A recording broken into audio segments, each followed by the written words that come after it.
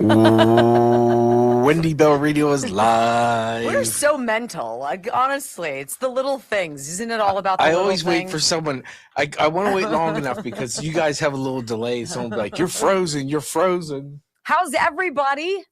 Hello, good afternoon, America and beyond. It's great to be with you. Welcome, welcome.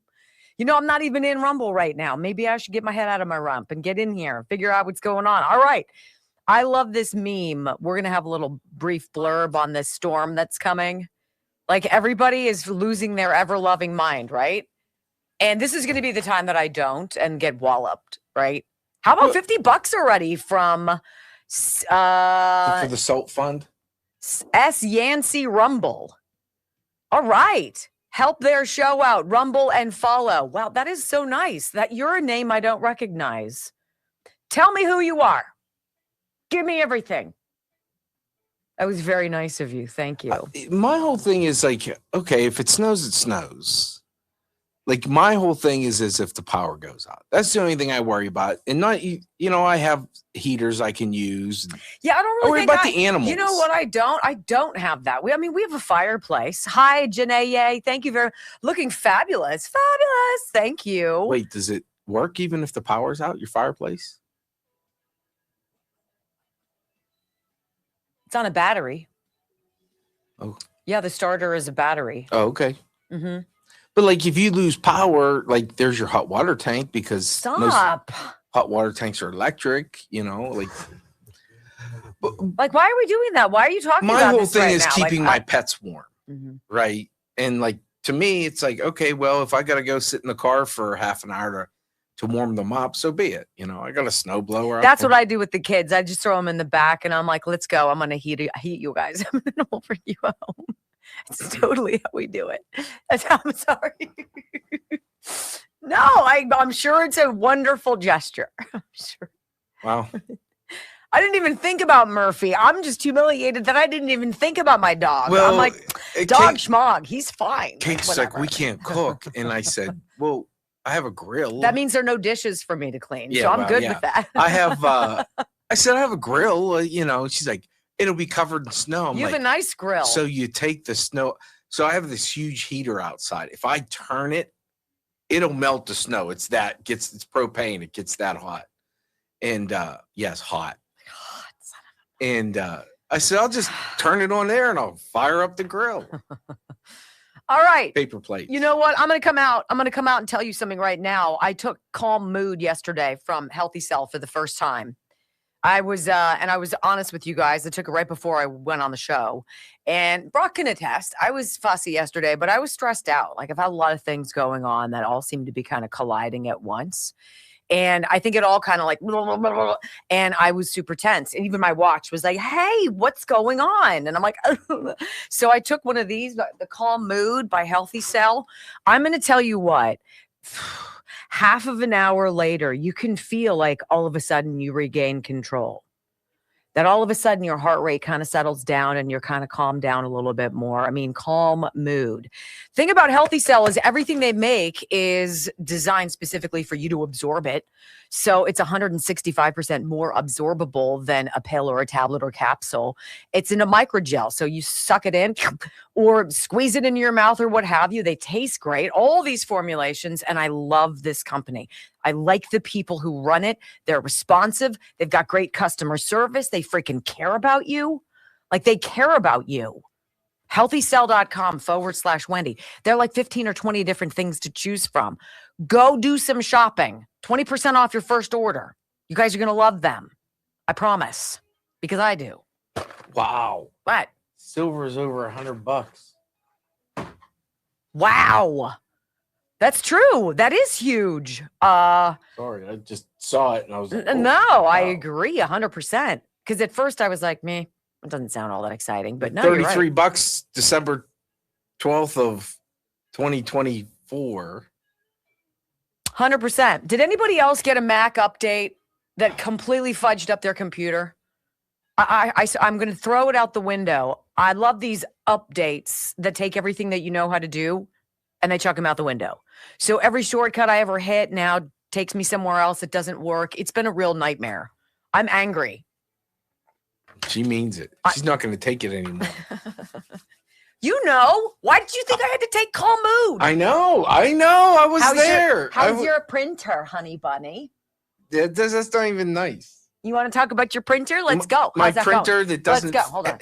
doesn't automatically feed the paper. Oh, so you have to go. Printer that is Bluetooth but does not connect to literally anything. Can I tell you what I'm going to do this weekend? I'm going to go home because I have at least 2 full ink cartridges for some unknown reason that don't fit any printer in my house. And I'm going to go to save the $50 for those freaking cartridges. And I'm going to find you a printer with that ink, and I'm going to buy it. I'm going to send it to my house, and I'm going to deliver it to you. See, I'm going to take care of your problems. And did I take care of yours? No, you didn't. What? You didn't fix Pages? You didn't fix this freaking update? I got us something better. Oh, for heaven's sakes, which, by the way, is complicated. So your workaround, which is good for Brock. 5, 4, 3, 2, 1. Welcome to your daily dose of facts to fight off the liberal gaslighting. You can be in the middle of a hurricane. You have sanctuary in the city of Chicago. Or you can be on a calm day. North is still north. You could be in a thunderstorm. I am angry. We are not going back. Not ever. North is still north. People can yell at you. The hell with the Supreme Court. We will defy them. North is still north. It doesn't change fundamental things. And in this business, right is still right, even if you stand by yourself. We don't get fooled again. No. Live across the fruited plain and from sea to shining sea, we're converting the Marxist left 1 hour at a time on the Wendy Bell radio program.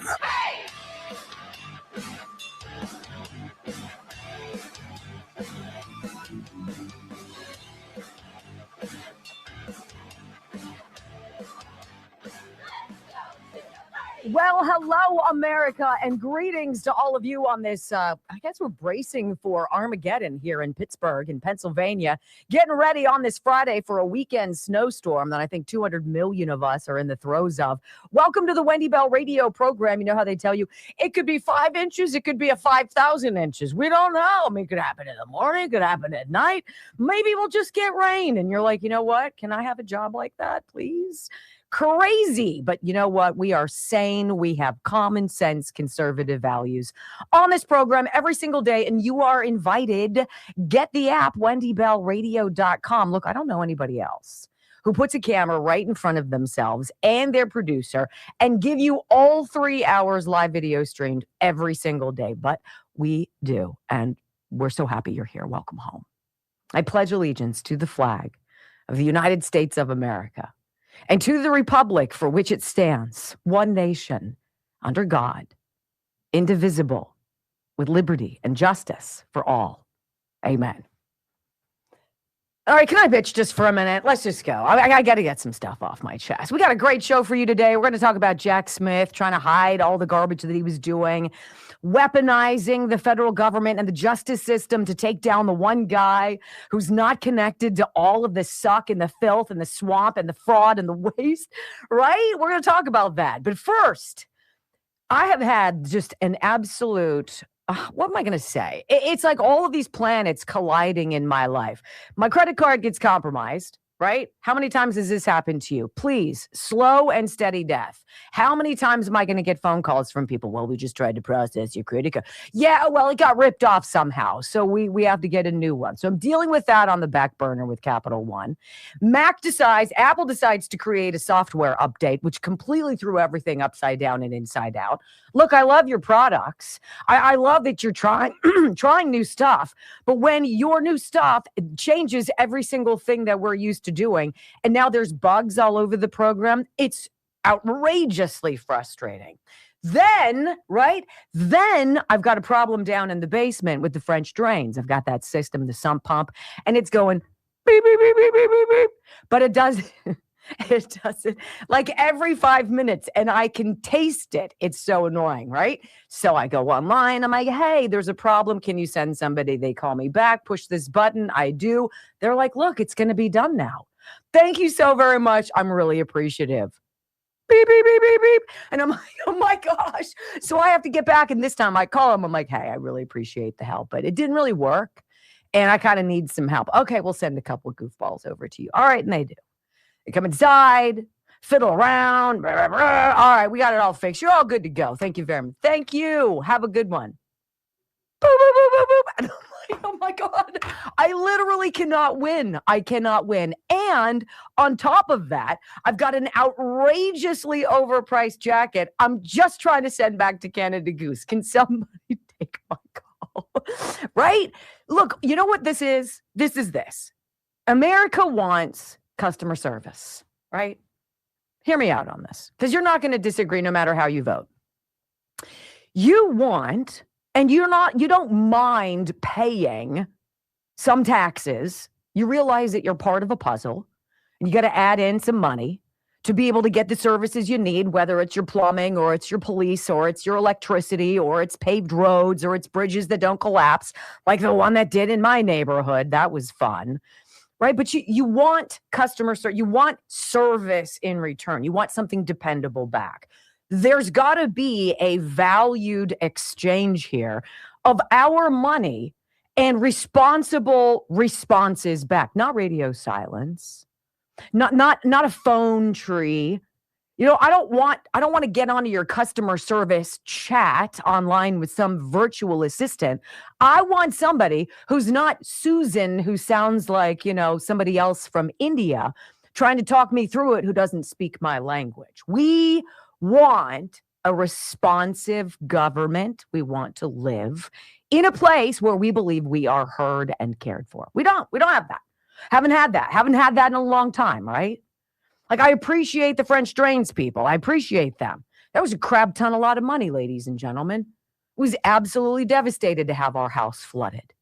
That whole thing set us back 6 months and probably $50,000. And it's still not done. I'm reminded of it commonly. Beep, beep, beep, beep, beep, right? What is your beep, beep, beep, beep, beep? Because you've got one going on right now. And you know what I want? I want government to do what it says it's going to do. I want Republicans who run being conservative not to vote with Democrats at the 11th hour trying to push across the finish line some budget funding bill that involves billions of dollars for a bunch of crap I don't want. I don't want to pay for people's abortions. Quite frankly, if you want to get one, that is on you. I don't want to pay for it.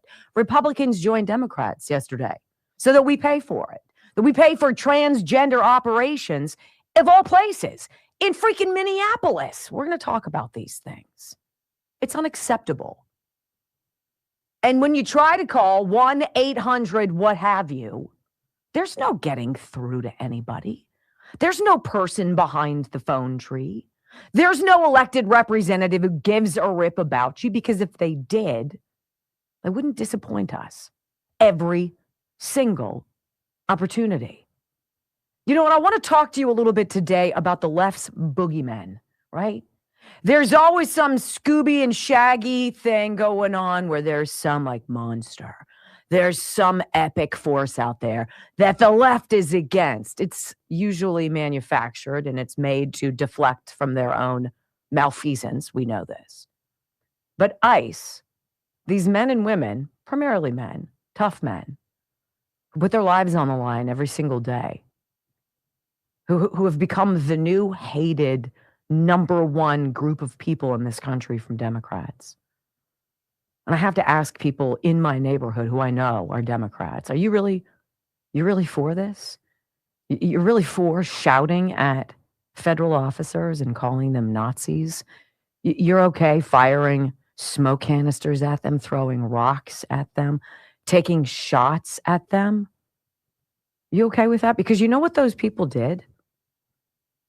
They found 62,000 missing illegal alien migrant children who, because of Joe Biden, came across our border.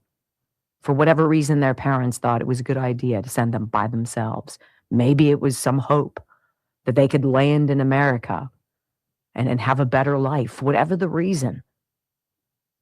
That Biden administration lost 325,000 children. Now, You and I can talk about every boogeyman in the world. And they can paint ICE as being these monsters. You and I know better. And so do the Democrats. I'm so freaking annoyed. Beep, beep, beep, beep, beep. It's what it is. Think about the boogeymen. Well, anybody who didn't like or who protested against certain things, if you'd be called a racist. They didn't like Jews, protested Jews on campus. Christians, well, we know about that. Anti-vaxxers, we were the boogeymen for a long time, right? Hated anti-vaxxers. Then they changed over to the J6ers. Those were your new boogeymen. Those were the new monsters for the left. And then they started demonizing cops. Defund the police, cops suck. Remember when they got buckets of water dumped on them during George Floyd? Because that made sense to nobody. Then it became MAGA. MAGA's the big enemy, the big boogeyman. Then Elon Musk and Tesla. And then billionaires. And now it's ICE. All the while, these men and women are finding the world's most precious resources, our most valued things we have in our lives, our children. And they don't talk about that on the left. They don't talk about that. I haven't seen one Democrat in any of these hearings ask about the kids. So for all of these folks out there getting their hair on fire, calling ICE Nazis, Donald Trump the devil, and everything else just so inside out and upside down, stop. We have a president who's bringing in record investment, who's dropped inflation down to what, 1%? Whose third quarter growth had to be revised upwards from like 1.5% to 4.3%, who's brought the price of a gallon of gasoline down to under $2 in a majority of cities, at least under $3, I should say, and under $2 for a lot of other places. This is the guy who goes to Switzerland and tells everybody who thinks the way it's always been is the way it's going to continue to go. And he says, no, suck it. It's America first. And if you want to be with us, great. And if not, you lose. Ladies and gentlemen, let's go. Let's unwind Jack Smith. Let's dig into how disgustingly corrupt that whole witch hunt was. And you've got some fine representatives. You've also got some we need to reevaluate, ladies and gentlemen. We'll talk about it all coming up next on the Wendy Bell Radio Network. I have the most... Beep, beep, beep, beep, beep, beep. Right. Do, do, do, do, do. Isn't that an annoying sound? It is so loud. I'm upstairs in my bathroom, 2 floors up. Beep, beep, beep, beep, beep. In the air, in the vent. I'm like, I swear to God, I'm gonna throw it. I made the same argument this morning to you, though, about my prescriptions. Yes. Right? That's why I said everybody's going through something. Whether it's Brock just needs... I need my medicine. I am an epileptic. He's like, I have seizures. But if I take these meds, I don't have seizures. Why do I have to jump through hoops and have you refill my meds? Just freaking refill my meds. It's like holding a gun to your head. You have to schedule an appointment. Okay.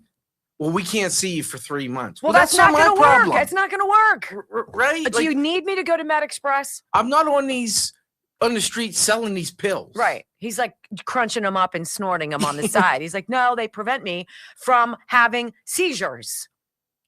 You guys know that. You filled it. And you're the idiots. Yeah, you're the medical industry, you freaking schmucks. Yeah. It's beyond, right? It's beyond. And you can't call. I have to go to an app and fill out a Canada request. Goose. And then you fill it out. Yes. And the app is immediate. And then they're like, I get a note back saying, we'll call you in 3 to 5 days. I don't have 3 to 5 days. Don't you understand? Like, yeah. And I don't know about you guys, but I don't know. Anywho, let me say this. This is where Blood Flow 7 comes in so big, and this Peak NAD Plus.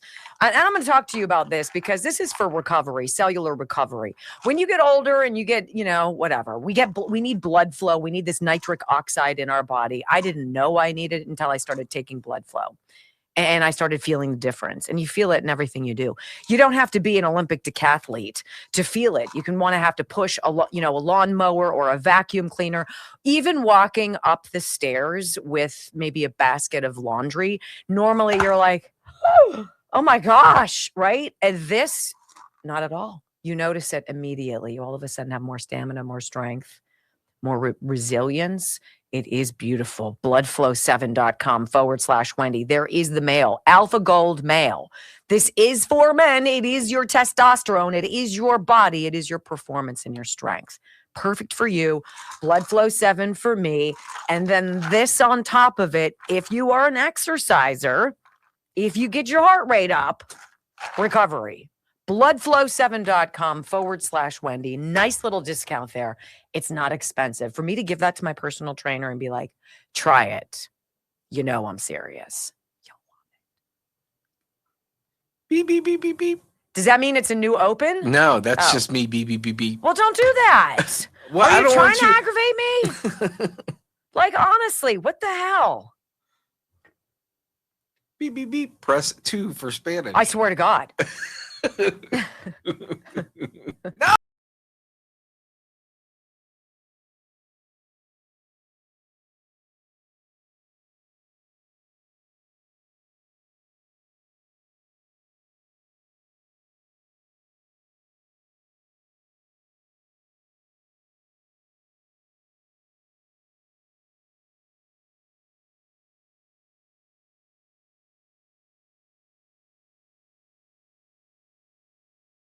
He's got drugs that he needs. The prescription's due. Doctor needs to see him to get the refill. Doctor's not available to talk to him for months. He's like, I'm an epileptic. These are I'm not selling them on the corner to prostitutes, right? These are for me to live my life. It's so stupid.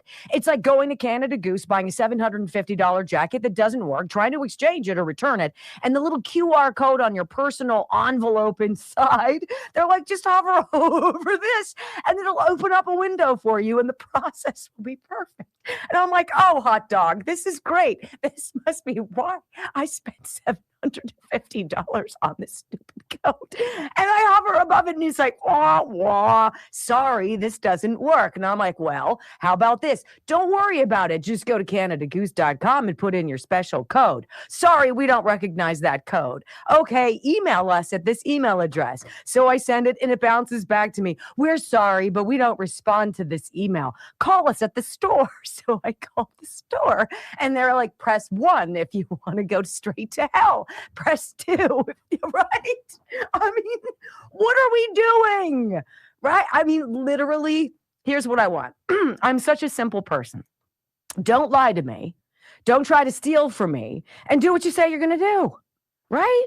Here's the deal. I offer you this. If you have a problem, let me know and I'll do my best to fix it. How about that? It never works like that. And when it's your government, I'm sorry. It's too much. Okay, so let's talk about your government. Because I'm just going to say this wasn't on my card yesterday. Wasn't at all. Breitbart's got the story. One of my favorite writers is John Nolte, and he put out this quick blurb last night. Democrats vote to hold Clintons in contempt over Epstein's subpoena. Now, honestly, they didn't have much of a choice because they were fanning the flames of Epstein, Trump, Epstein, he's a pedophile, he's done this, blah, blah, blah, blah. Okay, well, there's no evidence of that. And now that you've beaten that drum and you've opened up the genie bottle, I don't think you're putting it back in. So here's the story. Very interesting. In a delicious turn of events, House Democrats have voted with Republicans to hold Bill and Hillary Clinton in contempt of Congress over the Jeffrey Epstein saga. Without demonstrable proof, I will merely opine. I don't think there's a person out there who doesn't think Bill wasn't doing stuff he shouldn't have with underage girls. And I don't think one person out there thinks that that's okay. I think most of us look at Hillary and be like, well, but I don't think anybody out there looks at what Bill Clinton probably was doing with people and think that's okay. I just don't. And Democrats got called on the carpet. They had to. Democrats open this box. Now Democrats can suck on it. That's why I love him. 9 Democrats on the House Oversight and Government Reform Committee voted with Republicans Wednesday night to recommend holding former President Bill Clinton in contempt of Congress, writes an obviously heartbroken far-left Politico. The contempt charge is for defying a subpoena to testify as part of that panel's investigation into convicted sex offender Jeffrey Epstein. Funny. It's funny. I don't remember that so much happening for Steve Bannon, right? I remember him pretty much being arrested. Remember that? He was sort of like arrested and then thrown in jail because he refused to comply with the nonsense reindeer games of the left. Who else was that, Brock, who got thrown in jail? That would have been Peter Navarro. Oh, that would have been Peter Navarro. Who else are we talking about? Roger Stone? Who else, ladies and gentlemen? But if it's Bill and Hill, I mean, they're looking terrible after all. This is where the feeblosity of the Clintons will come forward, right? Because they'll have no chips left to play, right? It's like the black person using racism. It's like Don Lemon using his race as an excuse for his terrible judgment and depraved desire to be a click master on the internet. You can't say it's people who don't like you because you're black that you're getting called out. Clintons can't say, oh, we're just so old and feeble. We barely can make it around. No, suck it. You guys are evil. Sorry. It's my perspective. It doesn't have to be yours. These are not good people. These are not quality human beings. The contempt charge, defying a subpoena, blah, blah, blah.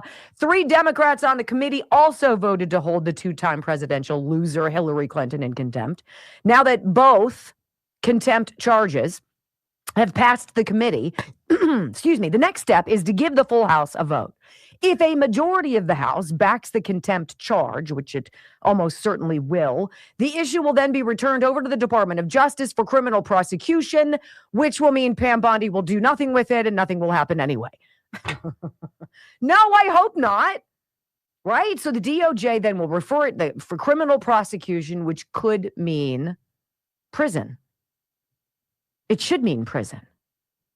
If we live in a country where we're told all the time there's not 2 tiers of justice, not for black and white, not for Jewish and Catholic, not for a Republican or Democrat, not for deep state sewer rat or loser Republican who's a rhino. No, ladies and gentlemen, it's not supposed to be like that. Nobody is above the law, we were told. They should go to prison. Absolutely. Former Trump officials Steve Bannon, Peter Navarro, both went to prison for ignoring a congressional subpoena. And now both Bill and Hill have defied a partisan subpoena that ordered them to appear both before the House Oversight Committee or just before the House Oversight Committee this week and to testify about their knowledge of Jeffrey Epstein. Mr. Clinton, Mr. President, how many times did you, right? Ew. But to the deep state. Trump is the issue. Trump is the darkness. Trump is the evil. Trump is the king. Trump is the dictator. Trump is the oligarch. Trump is the one who's ruining everything. Trump is the boogeyman. Booga, booga, booga. Really? Or is it all you scumbags who backed Jack Smith? You guys want to hear some performance from a couple of your colleagues out there, the House Republicans. Harriet Hageman, Jim Jordan, and Brandon Gill absolutely light up a very uncomfortable weasel Jack Smith next on the Wendy Bell Radio Network.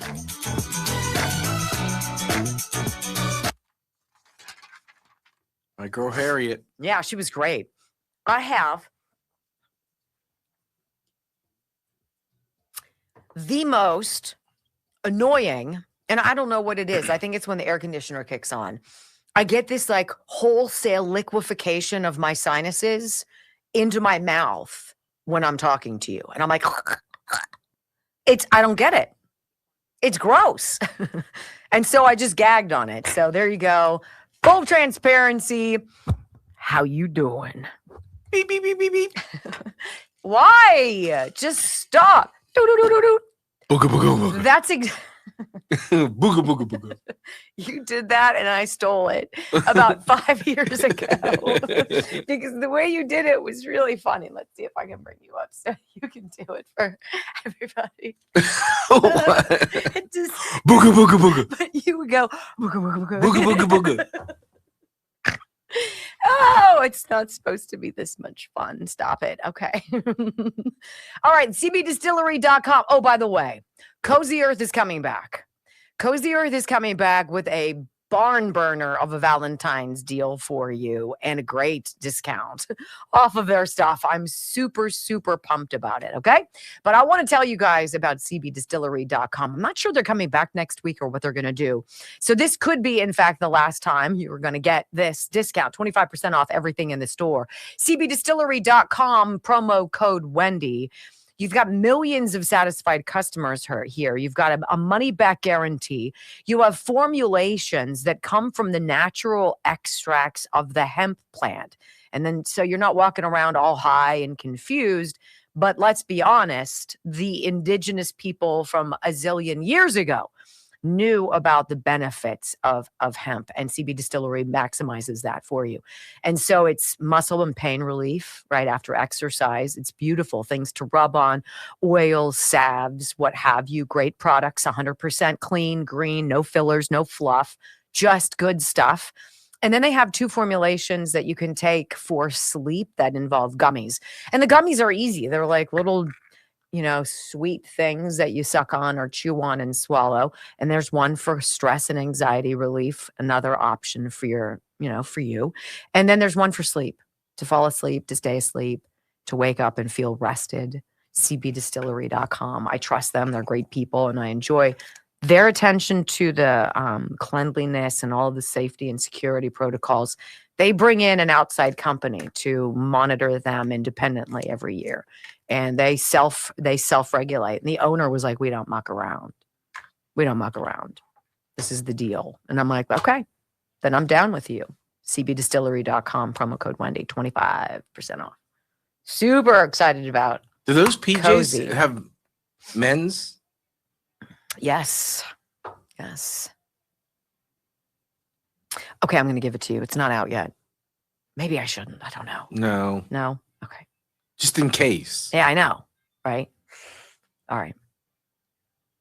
So anyway, we should say who voted and who didn't vote for this, for the Clintons, because I thought that was kind of interesting. Where is it? I don't really see it in here. I mean, stop trying to pretend that these two weren't completely intensely involved with them, with Epstein.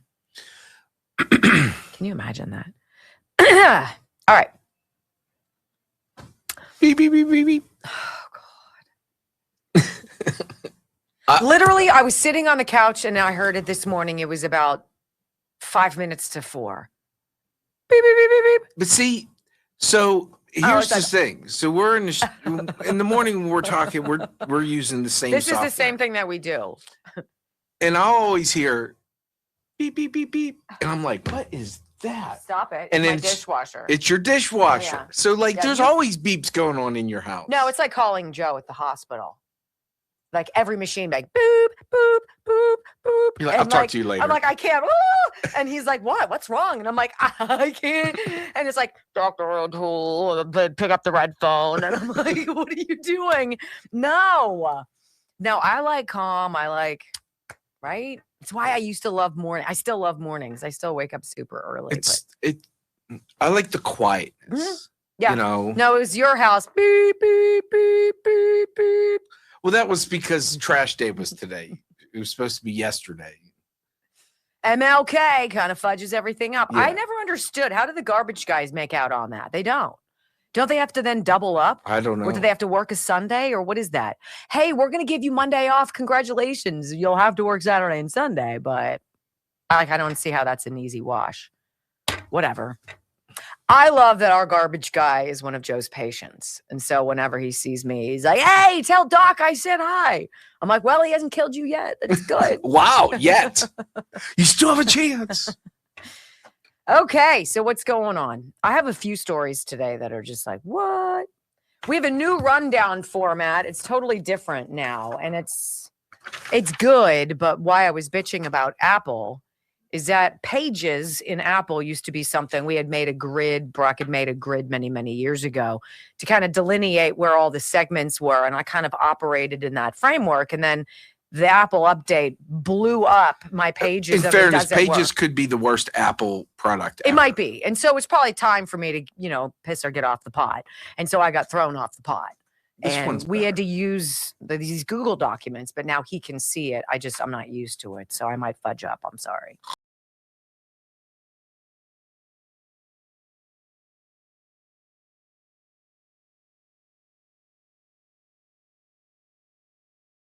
Yesterday, pretty big day on Capitol Hill. I mean, if you enjoy these hearings, and I think this was one that was worthwhile. I still say that of all, and the TV ratings are out. 60 Minutes. They took a beating. I hate when that happens. Anyway, I'm going to say C-SPAN, must-watch TV always. Okay, so one-time deep state darling Jack Smith found himself in the hot seat yesterday. The Democrats' weapon, who was, by the way, never confirmed by the Senate, so he was illegitimate all along, but didn't stop him from trying to ruin President Trump's life. He's worked, of course, to derail Trump. He's reduced to, I don't know, he kind of looked like a feeble old man to me yesterday who got called out for being a lousy human being. And I tried to find a good article kind of summarized before we get into the nuts and bolts of some of the sound, which is really great. It's good, purposeful audio for you today. But I had to go to Al Jazeera to find it. That's how bad the local news is and state news. 6 key takeaways from Jack Smith's testimony on his case against Donald Trump. Testifying at a House Representatives hearing, Jack Smith said the 2 federal cases were based on evidence, not politics. Right. Former U.S. Special Counsel Jack Smith has defended his prosecution of President Trump, rejecting Republican claims that the cases were politically motivated.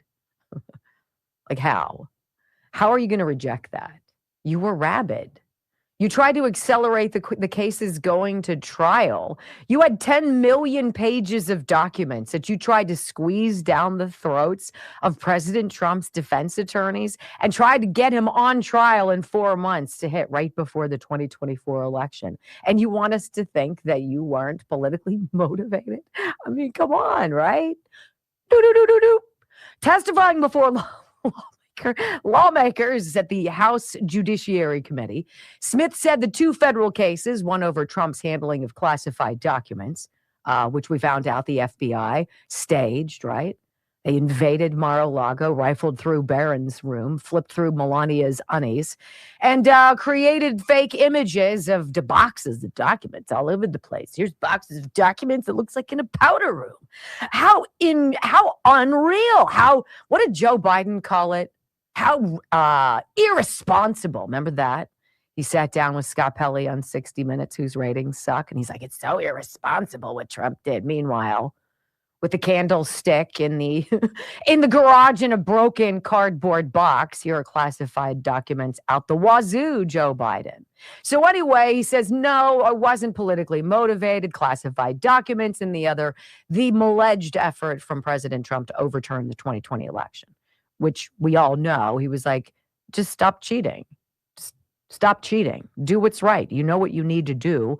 That what you're doing is wrong. Fix it. And that was a huge lawsuit. So yesterday, let's get into the meat and potatoes of the sound, because I think you've got some real stars. Jim Jordan did a great job. He managed to get Jack Smith to admit how far, in fact, he alone was willing to go to sink Donald Trump. It was always about politics. And to get President Trump, they were willing to do just about anything. January 7th, 2023, Kevin McCarthy becomes Speaker of the House. 16 days later, Jack Smith issues a subpoena for his phone records. Phone records from 2 years prior for a 2-month time frame, Election Day 2020 to January 7th, 2021. Jack Smith and the Biden Justice Department get the phone records of the top Republican in government, the guy second in line to the president. They know who he called, who called him, when the call took place, and how long it lasted. You can pattern an individual's life. They know who the speaker talked to before big votes, who he talked to after big votes, when he calls his colleagues, when he calls his family. And to add insult to injury, they go to the judge with the subpoena for a gag order on the carrier. AT&T, don't tell your customer, the Speaker of the House, that you just gave his phone calls to Jack Smith and Joe Biden. And here's the kicker. They say to the court, we need this gag order because he's a flight risk. Someone might tamper with witnesses or with evidence. Are you kidding me? The Speaker of the House is going to run? They got my phone records for 2.5 years. Even the Democrats said this was wrong. But of course, we shouldn't be surprised. Democrats have been going after President Trump for 10 years, for a decade. And the country should never, ever forget what they did. Over the next few hours, we're going to hear a lot of yelling and screaming, I assume, from the other side. But we should never forget what took place, what they did to the guy, we the people, elected president twice. 100% correct. Democrats with Jack Smith, of course, they wiretapped, they made up the dossier, they presented it as fact, which led to the Mueller investigation. 2.5 years of nonsense, 19 lawyers, 40 agents, $30 million to find nothing. No corruption, no conspiracy, but they weren't done. They tried to impeach him twice, and then they indicted him 4 times. Well, former special prosecutor's opening statement, he says, you know what? I would do it all over again because President Trump broke the law. Here's part of his opening statement, Jack Smith. Our investigation developed proof beyond a reasonable doubt that President Trump engaged in criminal activity. If asked whether to prosecute a former president based on the same facts today, I would do so regardless of whether that president was a Democrat or a Republican. No one should be above the law in this country, and the law required that he be held to account, so that is what I did. To have done otherwise on the facts of these cases would have been to shirk my duties as a prosecutor and as a public servant, of which I had no intention of doing. While in a room next door, the Democrats are voting along with Republicans to hold Bill and Hillary in contempt. Right? No one's above the law. You're right there, brother. Now, here's where things get interesting. And Cassidy Hutchinson, you know, we've talked about her a lot on this program. And this is one of those egregious examples of using, it's kind of like a patsy to push a narrative that everybody knows is just ridiculous. And she ended up selling it poorly as well. She was coached by Liz Cheney, who broke the law, got involved in interfering with a subject of an investigation and coaching her without her attorney's knowledge. I mean, that's just one of the things that made Liz Cheney such a serpent. But Jim Jordan says, let's talk about this ridiculous January 6th committee, this primetime special and the lights and the mirrors to introduce the world to Cassidy Hutchinson's lies. Remember, she was Mark Meadows, who was Donald Trump's first presidency, his chief of staff. She was his assistant, Meadows, and she made up some ridiculous lies, all based on hearsay that the January 6th committee used and presented as fact to the American people to screw over Donald Trump. And this is where Jim Jordan goes for it. She was their star witness, January 6th committee, their star witness in one of those staged and choreographed hearings they paid the former president of ABC News to put together. She was, in fact, the only witness at this special primetime hearing, Tuesday, June 28th, 2022, 8 o'clock in the evening, and she told some stories. I mean, these were some stories. She talked about President lunged across the back seat, grabbed the steering wheel, tried to drive the car to the Capitol. And I just want to know, you think she was lying? Chairman Jordan, my assessment of that particular issue is that with respect to the testimony about the president lunging towards the driver, my recollection of her testimony about that is that it was secondhand. She said she'd heard that from somebody. You familiar with the name Tony Ornato? I'm sorry. You familiar with the name Tony Ornato? Yes. White House Deputy Chief of Operations, Deputy Chief of Staff for Operations, right? You remember what he said about it? As I sit here right now, I do not. Yeah, he said it didn't happen.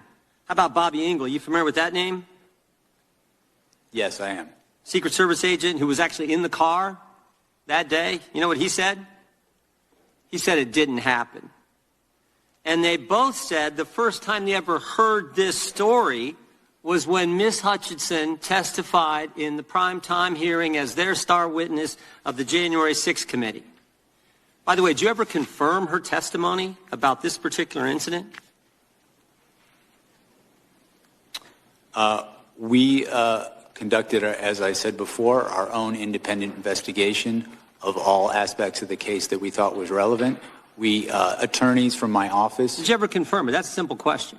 Well, we interviewed her, I should say attorneys in my office before. Did you ever confirm the president leaping across the seat, grabbing the steering wheel, this whole concoction she brought up in the January 6th hearing? Did you ever confirm that? Right. We interviewed another firsthand witness who was in the car who did not confirm that had happened. So you got no corroboration whatsoever. You knew what she said was hearsay. You watched them blast it out on this J6 committee primetime special. The media picked it up and ran with it for months. Trump raged. I also heard that he was so furious, he threw a plate against the wall, right? Take me to the Capitol. First of all, I've never seen that Donald Trump ever, and we've been watching the dude for about 20 years, right? So it was all garbage. Did you even check into it? You knew it was dumb, and you want us to believe that your witch hunt of this president was not political weaponization or retribution. Oh, please. And he continues, Jim Jordan does. He says, look, you admitted that after Hutchinson's testimony was pure hearsay. You remember that, right? She was lying and everybody knew it. You couldn't call her as a witness. This is how desperate the left is to derail President Trump. In your deposition to the committee last month, Mr. Smith, you said this: my recollection with Ms. Hutchinson was a number of the things that she gave evidence on were secondhand hearsay. You remember making that statement to us last month in the deposition? I did, and I was referring particularly to what we're talking about now. Yeah, and you also said Ms. Hutchinson, regarding this particular claim, was a second or even third-hand witness. We asked you, if you were a defense attorney, how would you handle cross-examining her if she was on the witness stand? And you said, if I were a defense attorney and Ms. Hutchinson were a witness, the first thing I would do was seek to preclude her testimony because it was hearsay. You remember saying all that? Yes, that's correct, sir. That's correct, right? Were you going to put her on the witness stand if you ever got to trial? We had not made final determinations as to who we were going to call as a witness. We had a large... You were still considering her? We had a large choice of witnesses in this case. Are you familiar with what Washington Post reporters Carol Leonnig and Aaron Davis said in their book? They did this book, 300-some pages book on chronicling the whole investigation at the Justice Department. And here's what they said on page 310. They said, Jack Smith had wondered whether some of Hutchinson's claims might be relied upon at trial. Still, at one point, Smith told the elections team he wasn't ready to give up on Hutchinson's account. Ultimately, however, Trump administration officials uniformly, fiercely disputed her accounts under oath. Prosecutors on your team told Smith they wouldn't want to use Hutchinson as a witness in court, and Smith agreed. Are Carol Leonnig and Aaron Davis, who wrote this, are they lying? My recollection is that I certainly had not made any final determinations about who we were going to call. And that's the point. That is the point. The fact that they used her in a primetime hearing and you won't rule out using her, or didn't rule out using her, putting her on the witness stand when everybody knows she wasn't telling the truth, that says it all. That's the degree the left and Democrats were willing to go to get President Trump, putting on the witness stand someone everybody knows is making it up. 100%. And when we come back on the Wendy Bell radio program, Brock's girlfriend, Harriet Hageman, she's the representative from Wyoming, blistering, talented, leaving Jack Smith literally whimpering. Next on the Wendy Bell Radio Network. I thought Brock needed a girlfriend since I have so many boyfriends. Oh, you tried to steal her this morning. I'm equal opportunity. Yeah, right. I'm an EEO person. I You're love like, all no. kinds. You're like, I was like, my girl. And she's like, yeah, she's my girlfriend too. And I'm like, no. You got very territorial. You're like, this is mine. Yeah, well, I don't claim Harry or. I don't claim Harry. I ditched him. Okay. Who else is there? I don't know. Steve Hart. I don't claim Rob Steve Finnerty. Hartman. Rob Finnerty. Rob. I don't claim Rob Finnerty. How you doing? Carl or Carl's my boy though. I like Carl. You can have Carl. Carl's my boy. Yeah. Carl's fine. You can have Carl Higbee. I'll take him. I'll take Rob Finnerty. All day and twice on Sunday. What? Ooh, give the guy a day off for God's sakes. give a guy a day off. All right. I know what it's like. Let me talk to you about Oh God. Oh no my day God. off. Oh my gosh. I want to tell you guys about Take a Lean, takelean.com. Use my name Wendy for 20% off. Lean is a dietary supplement that does a lot of things for you that a lot of other products don't. And I think this is why I've appreciated Brickhouse Nutrition so much. This is one of those slow, meaningful, predictable weight loss products. So I like the speed of it. You know, it takes time to put on weight. It takes time to take it off. And the products that promise you a rapid change in you make me nervous because I don't know what the long-term effects are. Like, can you get off of those shots? Do you have to take them forever? That's why I'm worried about them. And that's why when Brickhouse Nutrition was like, wow, we've got a product that I think you're really going to like and your people are really going to like. Take Lean, takelean.com, promo code Wendy. And I'm just going to read you part of their official blurb. It's studied ingredients do 3 very specific things. 1, to control your blood sugar. So when you lose weight and you're not eating as much as you normally do, you can get those weird feelings. They're awful. Hate them. Controls that, right? Takelean.com, promo code Wendy. It also controls your appetite and then helps convert zhuzh into energy. So fat into energy. Yes. Takelean.com, promo code Wendy, 20% off right now.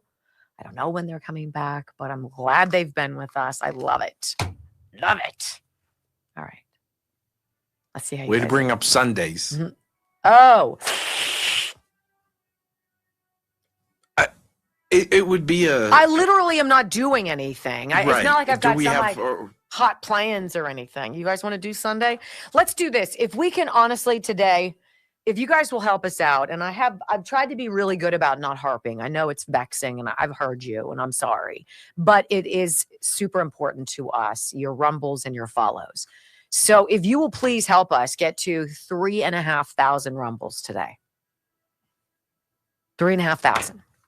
That's right underneath the video box. It's the bubble with the thumbs in it. Up or down. Hit 1. If we can get 3.5, we'll go on this Sunday morning during the snowstorm.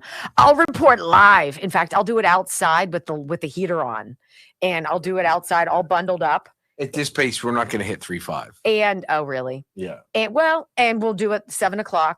Weekends with Wendy, same channel, same place. And if you hit the follow button, you'll be notified when we go live, and so you never miss. And there will be a pet show tomorrow, so send your questions, wbrbrock@gmail.com. 1.91. No, they're doing fine. No, you guys are doing fine. Thank you. I'm going to try a different strategy. My girl. I'm not going to beg. Your girl. Welcome back to the Wendy Bell radio program. Now, I know that many of you here do not follow the name Cassidy Hutchinson. Maybe you haven't followed us that long. But I want to read you something quickly about who this woman was. As she was called up in her white pantsuit to be the star witness. Oh, she was like the angel from the deep state. Oh, yes, coached by scumbag. What's her face?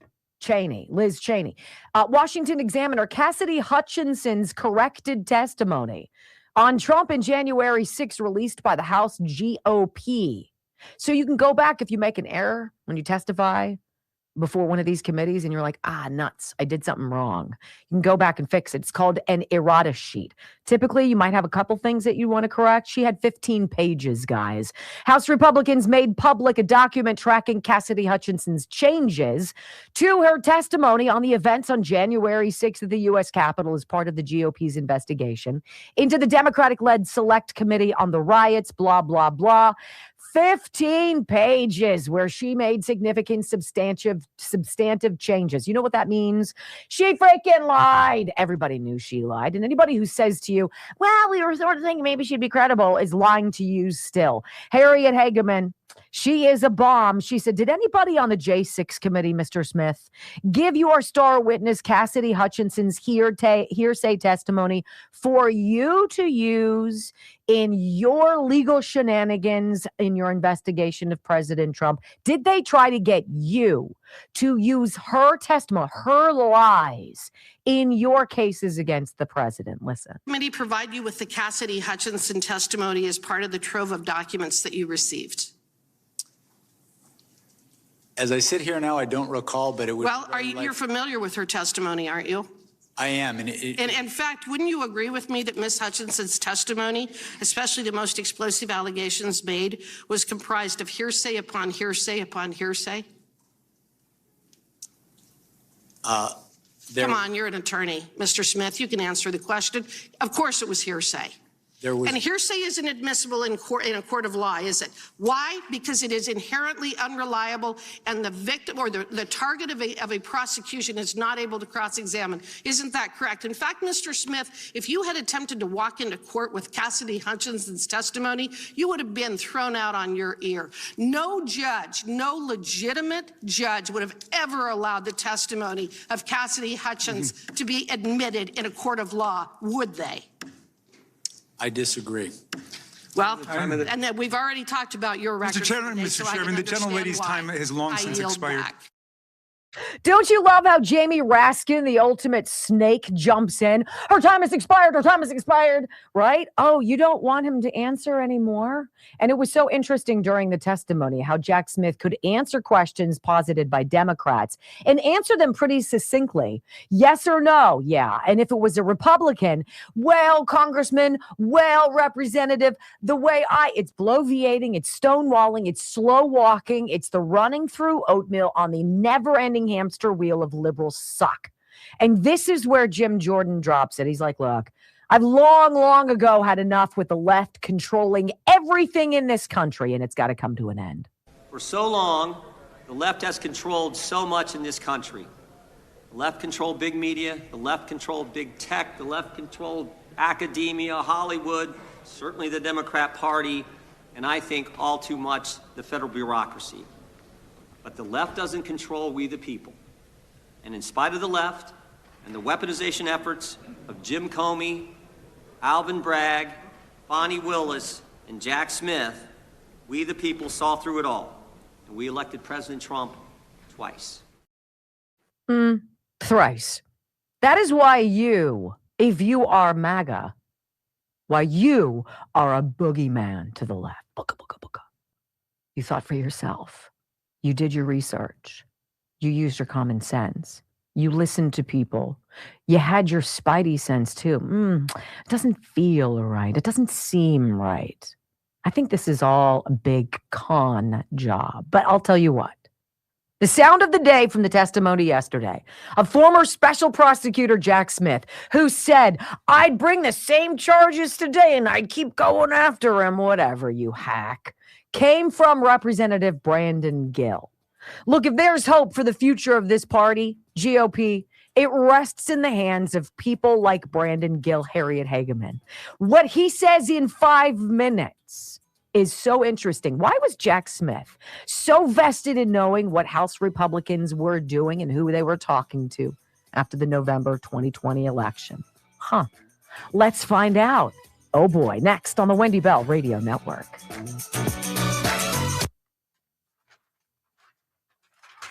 You know what? You're going to be inside this weekend. If you're going to get snow, you're going to have snow. You're going to be stuck at your house, right? I don't know why everybody runs out and gets bread. Makes no sense to me. I'd go out and get beer. Difference of priorities. I'd go get steak and I would get beer, right? And not in that order. Anyway, I know I'm every man's new dream. Thank you. How you doing? Anyway, you might be in your house and you're like, you know what, honey? We need to start taking better care of ourselves after the storm goes away. We need to call Kelly Morgan. We need to go to Morgane's Fitness and we need to get on her program. And your wife or husband will be like, but we don't live in Southwestern Pennsylvania. And you'll say, well, you don't have to because it's online. You can go on to Morgane's Fitness, MORGAINZ Fitness.com, hit the red button for a 90 Ignite, and it lists this page. Tell me who you are, where you are, what you want to do, how you want to do this. We'll get back in touch with you. You then get in queue. You're now in line, and Kelly personally responds to people. She'll be like, yeah, we could totally do this. You want to lose weight? We'll set up something on learning how to eat, getting the right foods for you, get you some great recipes, learn that, and we'll get you exercising. And in 3 months, we're going to measure your body and we're going to see how you're doing. And you can do this from your home in collaboration with Kelly, no matter where you live. MoreGamesFitness.com. Again, I'm going to show you my favorite girl because I think she is so cute. She's probably like, that's a little weird. Before and after, 90 days. Look at that. Look at the muscles in her bicep. She's got abs. Look at her legs. MoreGainsFitness.com. MORGAINZ Fitness.com. And since I'm talking about them, look, I don't know how much longer Dr. Dubiak is going to be doing this. This blood test. It's pretty amazing. It's the mega blood work. And I strongly encourage anybody who has not yet really done a deep dive into what's going on inside of them to try this, right? And this is 412-227-9255. This is the starting point at Body by AIM 360. This is the blood work that gives you the open door to why you're not losing weight. The thing I love about Kelly at Morgane's is that she teaches you the exercises and gives you what you need so that you do it and you learn the habits. Dr. Dubiak uncovers the mystery. That's what the blood work is. $199, which is a total steal. All of these biomarkers, all of these hormones. Ladies, if you're going through menopause and you're like, I swear, I'm all over the place, you'll get some great answers with this blood test. You'll find out why the foods you're eating aren't doing what you need them to do, because you'll find out about a bunch of stuff. I found out I'm sensitive to gluten. Didn't know that. Did not know that. And so you make decisions that lead to less inflammation and allow you to lose weight. This is the beginning of the program. $199 for you for now by Dr. Dubiak. BodyByAIM360.com. 412-227-9255. He's great. You know what before I left for work this morning, Kate's like, do we need anything at the store? Blah, blah, blah. I says, are you going to be out? She's like, I'm going to go make sure my grandma has stuff that she needs. I was like, oh, okay. That's nice of you. While you're there, can you get some dots? And she's like, wait, did you already eat through the bag? She got me little bags, which are one serving. One little bag equals 2 beers. Okay. So. Well, you got to prepare. Right. That's what I said. Right. She's like, are you serious? Yes. And I'm like, well, I'm trying to. Here's my rationale. I'm trying to think of things that won't go bad in the fridge if we lose power. I'm so not plugged into losing power. Yeah. Yeah, I'm not. Is anybody else like, is that where your mind is? Because I haven't been there. Yes. I guess if you remember, I lost it for what, 4 days, 4 or 5 days? Oh, I think you lost it longer than that. Yeah, I brought my food over to your freezer. Right? Mm-hmm. Didn't mine go out then too? I don't think so. No.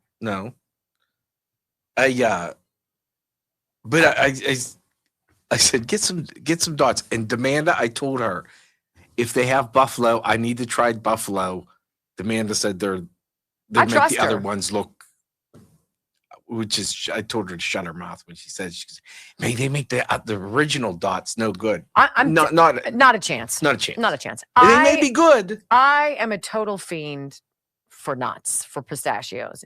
I can sit and make my fingers bleed and my tongue raw from the salt. I love them. I'm sure they're horrible for me, right? Horrible.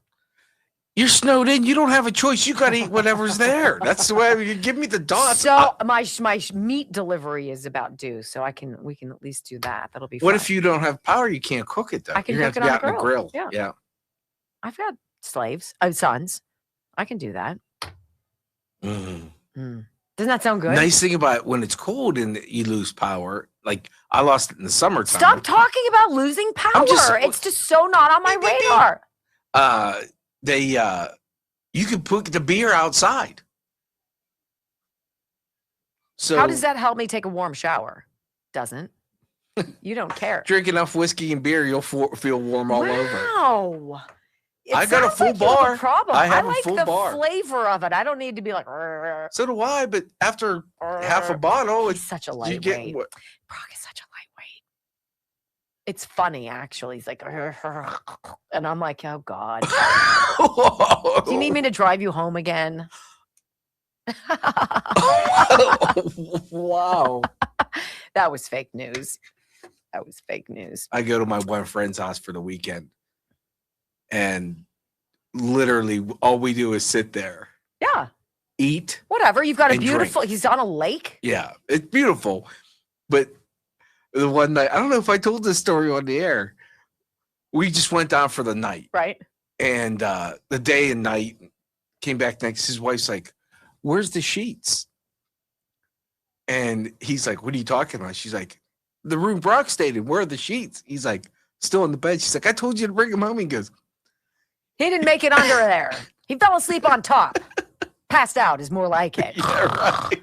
I'm sure you look really good and sound good too. And she's like, "How much did you guys drink?" He said, "Mind your business." Woman. Know your role. Know your role, woman. Yeah, I just passed out. I fell asleep. You know I was what? tired. I will say this. There are very few times in your life where you can safely do that and not worry about it. 5, 4, 3, 2, 1. Wendy Bell, America's anchor mom, fighting for America 1 hour at a time. Welcome to the family. She once hosted a 3-hour show in just 15 minutes. She once intimidated the Electoral College to audit itself. Her monologues are so sharp, they're considered a concealed carry weapon. Fact-checker sites routinely issue her a retraction a week in advance. Even her commercial breaks trend on social media. Her freedom of speech has diplomatic immunity. She doesn't just drain the swamp has to ask for cab fare. Wendy Bell is the most interesting conservative woman on radio. Keep rumbling, my friends.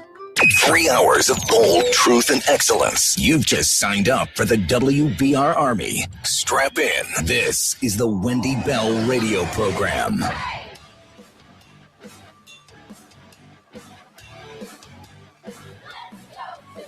Welcome back. Hour number 2 of the Wendy Bell radio program is live. And you know, one of the things we enjoy doing is listening to some of these presentations in Congress, some of these committee hearings, breaking it down for you and giving you the most egregious sound we can. Or it's the best sound you have. And this is Brandon Gill. He is married. Who is it that he's married to? Who was the one who... Isn't it Dinesh D'Souza's daughter. Yes, that's right, Brock. And he is a smart young man who knows his stuff and is prepared. This is the kind of person that makes me excited about the future of the GOP. There's a lot of stuff we need to break away from, a lot of old cows we need to put out to pasture. This guy is great. So in 5 minutes, look, Brock and I listened to this morning. And I was like, I can't even think of a place where I'd want to interrupt him to talk. I want more of this. So here's Brandon Gill. He's talking to Jack Smith, former special prosecutor, and he's talking about why Smith was so interested in knowing what House Republicans were doing and with whom they were speaking after the November 2020 election up until January 6th or 7th. After the quote-unquote insurrection. How long was Kevin McCarthy speaker before you subpoenaed his phone records, sir? And then you went after 8 other Republicans. That's kind of the vibe you're about to get. Enjoy Brandon Gill. And the subpoena covered the time period between November 2020 and January 2021. Is that right? I'm sorry, sir. Could you say that again? We're not going to delay like this. The subpoena covered the time period between November of 2020 and January 2021. How many days after Kevin McCarthy was sworn in as Speaker did you subpoena his records? I don't recall, but those two things had nothing to do with one. It was 16 days after becoming the highest ranking Republican in the House of Representatives. You subpoenaed his toll records. Do you agree that that might reasonably be considered a violation of the speech or debate clause? I do not, and I want to be clear that the toll records... You were collecting months' worth of phone data on the Republican Speaker of the House, the leader of the opposition, right after he got sworn in as Speaker, all around the time of a major vote. That sounds like a flagrant violation of the speech or debate clause to me, and I think most people agree with me. And Speaker McCarthy had no recourse, did he? Because you issued a non-disclosure order ensuring that neither he nor any of the American people knew about these subpoenas. Is that right? The toll record, the non-content toll record subpoenas, we did secure non-disclosure orders for those subpoenas. You did. And let me ask you, Mr. Smith, at the time you secured those non-disclosure orders, was Speaker McCarthy a flight risk? The non-disclosure order was based on concerns about... Was Speaker McCarthy a flight risk? He was not. He was not. Then why did your non-disclosure order refer to him as a flight risk? It says right here, the court finds reasonable grounds to believe that such disclosure will result in flight from prosecution.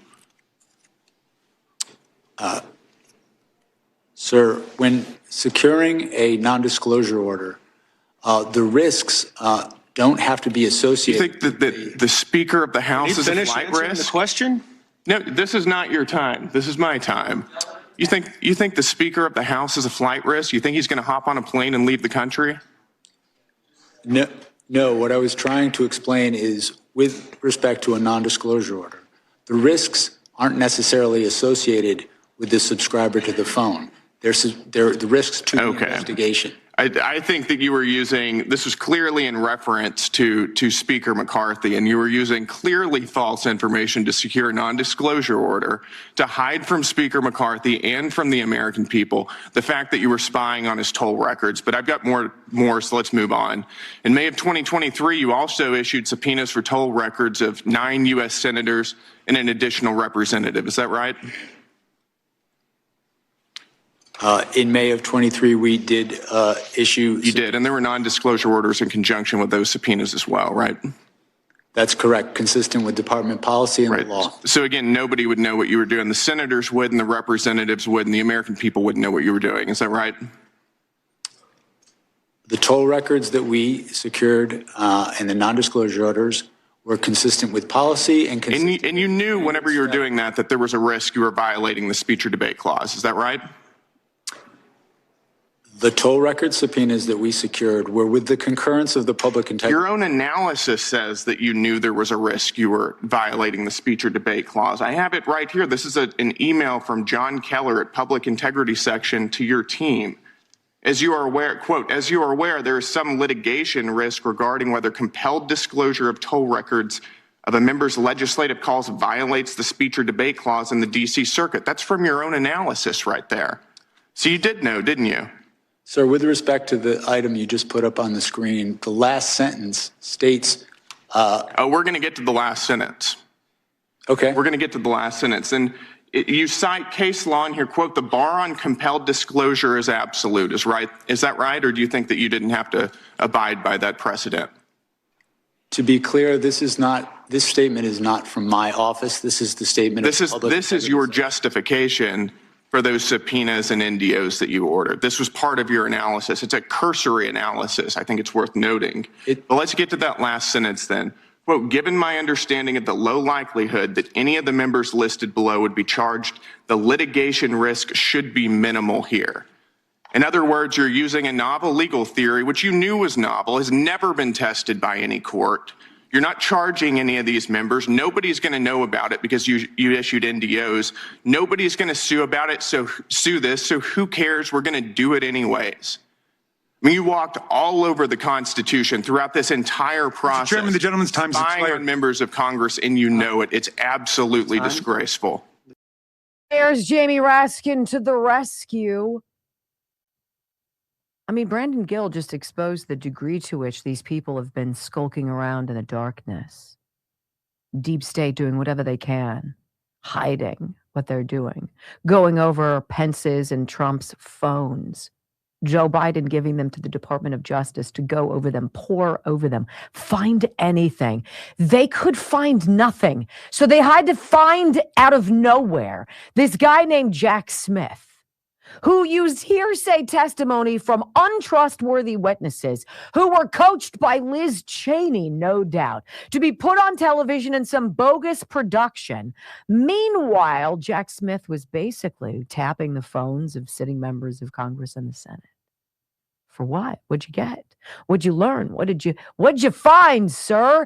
You found freaking nothing, which led to impeachment, indictment, and somewhere in there, some weird skank named E. Jean Carroll, who was dusted out of the archives and as weird as stones, to allege that Donald Trump raped a woman. I mean, like literally, these people have no morality, no honesty, no dignity, no grace.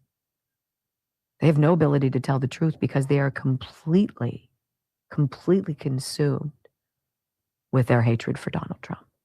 By the way, the speech or debate clause is a provision in the Constitution that grants members of Congress immunity from arrest while attending sessions or traveling to and from them, and ensures they cannot be questioned elsewhere for any speech or debate in either house.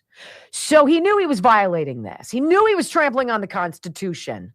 There are no rules the deep state will not go to and trample upon to get their objective, which is to continue being in power, which is to continue the never-ending flow of money, which is to continue being in charge so that you have no idea how depraved and disgusting and immoral they are. Other than that, I've got nothing.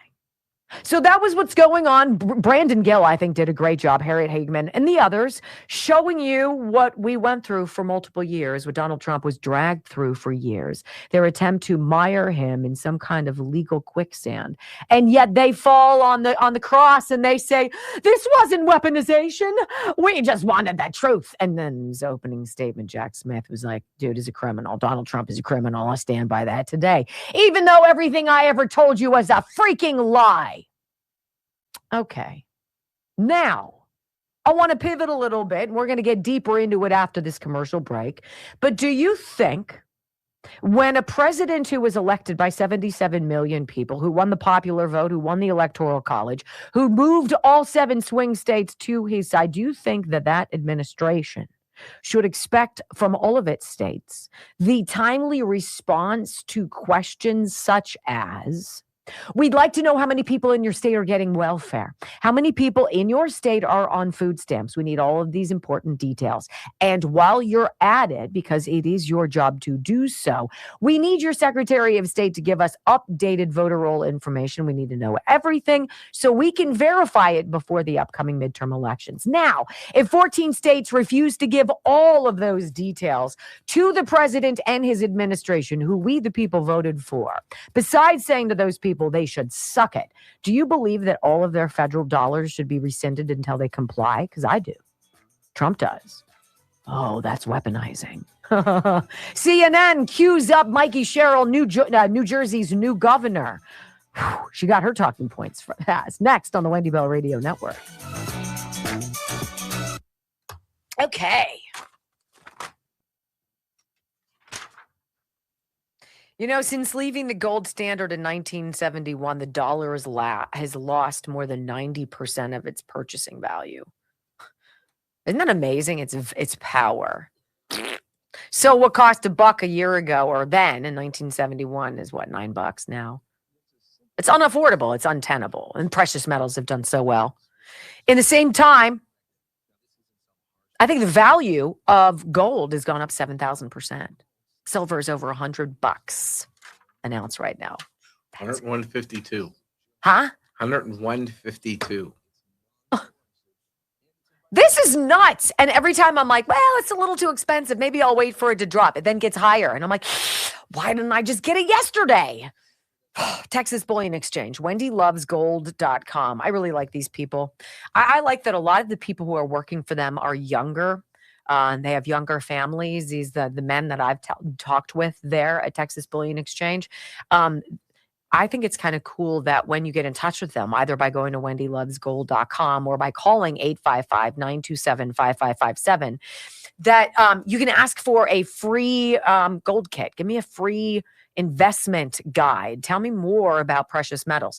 So they send you it quickly right away in the mail, and you'll probably get a picture of whomever the person was who took your phone call and his family, which I think is really cute because the message is, I'm just like you are. I'm trying to do the best by my family. And I believe in this, and I'm making this my living. And I want to have a relationship with you that's more than a purchase or you just getting information. I want to know you for a long time and help you realize your wildest dreams. Okay. I'm all about that. wendylovesgold.com. Ask about their PPP. Principal Protection Program. Guarantees you'll never get back from them less than what you spent. So if you bought silver right now, say you bought $1 million of silver right now at this price, right? And then the value of it plummets and you want to sell it. You're not going to get back less than what you paid. It's a pretty big program. It's a big promise. Like that's a guarantee if I've ever heard one. Sort of like my guarantee that I won't lie to you. 855-927-5557, wendylovesgold.com. Very cute Steve Hartman today. He's going back and he's going full circle and he's moving some of these stories around like along, which I think is great. This week, it made me cry. It did. Doesn't take much, but still. Could you tell I was crying? Yeah, oh, yeah. Really? The system kicked me out again. Oh, really? Uh-oh. I'm sorry, which system is that? It kicked my sound. I kicked my sound out. Like I loaded it and now it's not there. You are much better in technological emergencies than I. I have nervous breakdowns. He's witnessed a couple of them. Yesterday. Yes. Yesterday was boop, boop, boop, boop, boop. And more. And I just try to be calm and be like, you are. Get through it. You are. You're very calm. You let me be a nut. And you leave me alone for a little while. And then when I limp back and I'm like, I'm sorry. Then you're like, here, I was just thinking we could do this workaround until we figure it out. And I'm like, okay. Sounds like a good idea. Thank you. And then you get on this point like, well, I really don't like this either. I really want a break here. I'm like this? Yeah, I need a line. Can you give me a page break? And he's like, beep, beep, beep, beep, beep, beep, beep. And I'm like, okay, thanks. I was like, thank you. I am telling you, women, we're tough to work with. I'm an emotional nightmare right now. Hence, beer. It helps everything. Definitely helps the guy.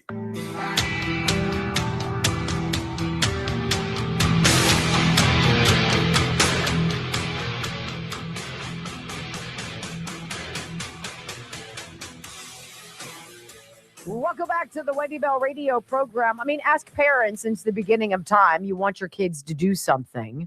You withhold something that they normally like to do, a privilege, something they enjoy, until they accomplish said objective. Oh, yeah, you want to go to the concert? Well, why does your room look like a total mess? Why don't you learn how to flush the toilet? Do you know that there's a cap on that toothpaste that can be affixed back to it and put back in the drawer every day rather than being stuck out on the counter? Right? And by the way, does anybody know how to clean a toilet at your house other than you? No. So parents have been doing this forever, right? Do this if you want that. It's not a surprise. Well, I want to read this to you because I want to play also. I'm going to play some Mikey Sherrill for you because she clearly got her talking points. One thing about the Democrats, they're all for one and one for all. They all get the same email. They all get the same PowerPoint. They all have the same signs. They're in unison. They are clone troopers. We are herding cats. What? Nobody's on the same page. Nobody seems to be united in the Republican Party. Well, Trump Budget Office orders a review of funds to Democratic-controlled states. Who out there thinks that is a bad idea? I think it's a great idea.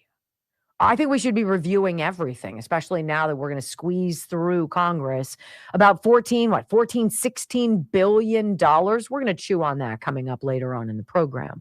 In additional spending on garbage, 7,400 earmarks. These are the stupid pet projects that they like to shove through in the 11th hour, holding the American people hostage. We'll shut down the government if I can't have that new park that costs $5 million. What possibly costs $5 million? Not for you to discuss. Pass it or else. Guys, we're $38 trillion in debt. We've identified that the Somalis, to a minimum of $9 billion, have ripped off Minnesota, and by default, all of us, right? More grift and frauds coming out all over the country. California, come on, they haven't even teed it up yet.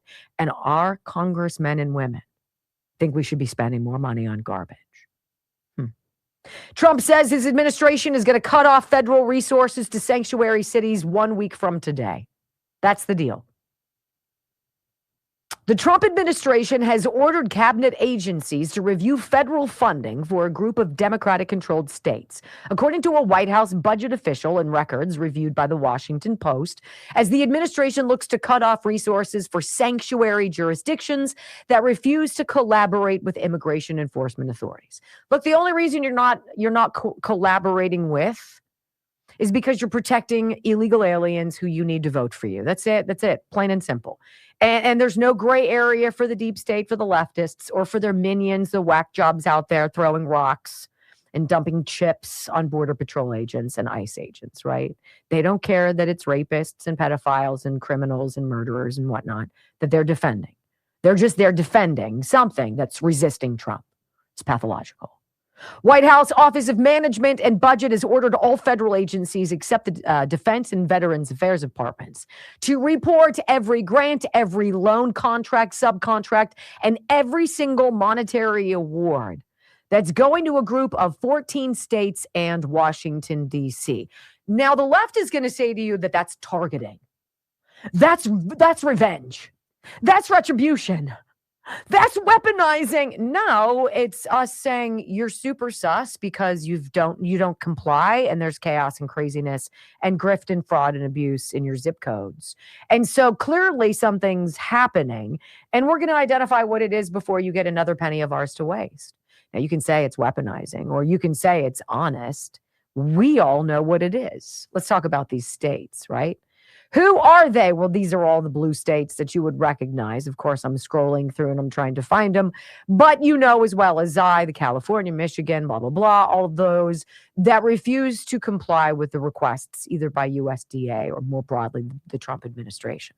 Trump declared in a speech last week that as of February 1st, the federal government will stop making any payments to sanctuary cities or to states having sanctuary cities because they do everything possible to protect these criminals at the expense of American citizens. This is where CNN comes in. And I'm going to pull up the story, though. I'm going to hold the sound for you so we can chew on it together. I want to read you this. Because in the Democrat world, when a Republican asks for information, and they can't give it because it's clearly going to expose something that the Democrats don't want you to know about, whether it's people illegally voting, whether it's people like Gavin Newsom admitted yesterday, yeah, we've been paying in California for the free health care for lots of illegal aliens, right? Or it's we've imported a bunch of people we secretly need to vote Democrat, and we've given them a lot of these benefits, including everything for free as our homeless veterans sleep on the street and have to beg to get in to see a doctor at the VA in the next 6 months. Talk about that for a minute. Mikey Sherrill, New Jersey's new governor, proves to us the speed with which the deep state hands out its talking points. It's revenge, it's targeting, it's Trump being mean, it's totally ridiculous. He wants to starve us. Oh my gosh. No. We just want the truth. And America can handle the truth because we already know that you're dirty. Listen to the Give and Go CNN next on the Wendy Bell Radio Network.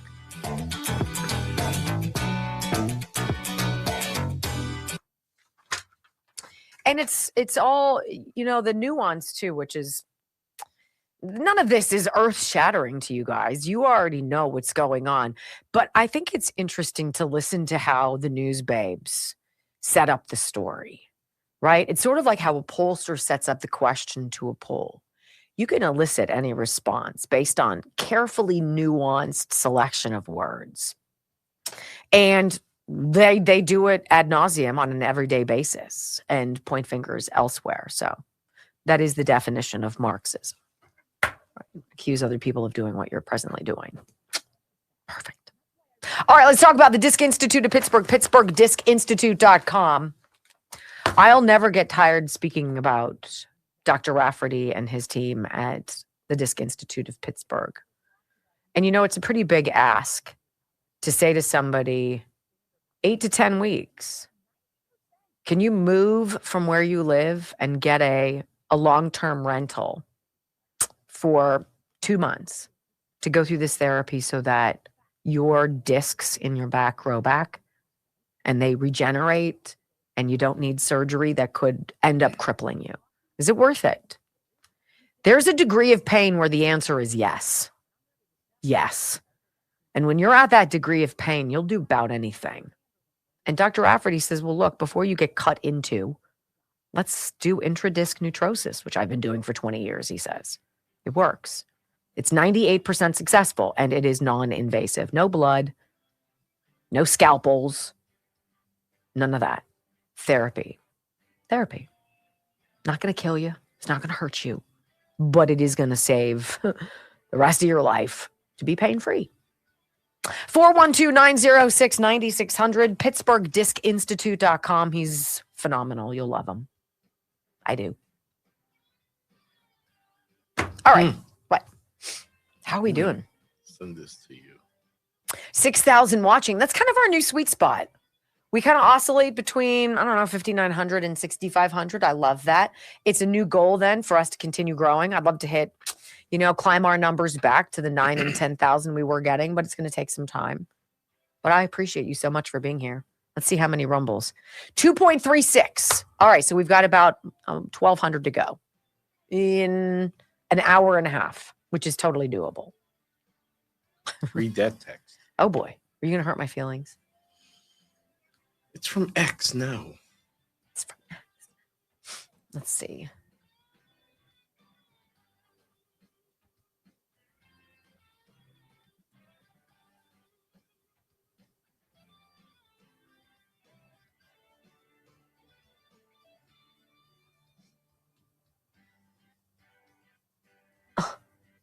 I don't even know where that fits.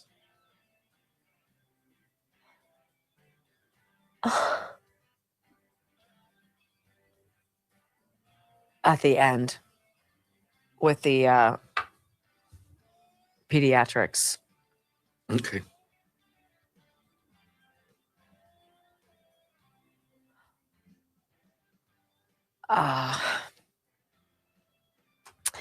That is very disturbing, not surprising. It's about COVID, and it's an admission by the World Health Organization what the pandemic was. And I'm going to ask you guys here on the stream. We have 3 minutes.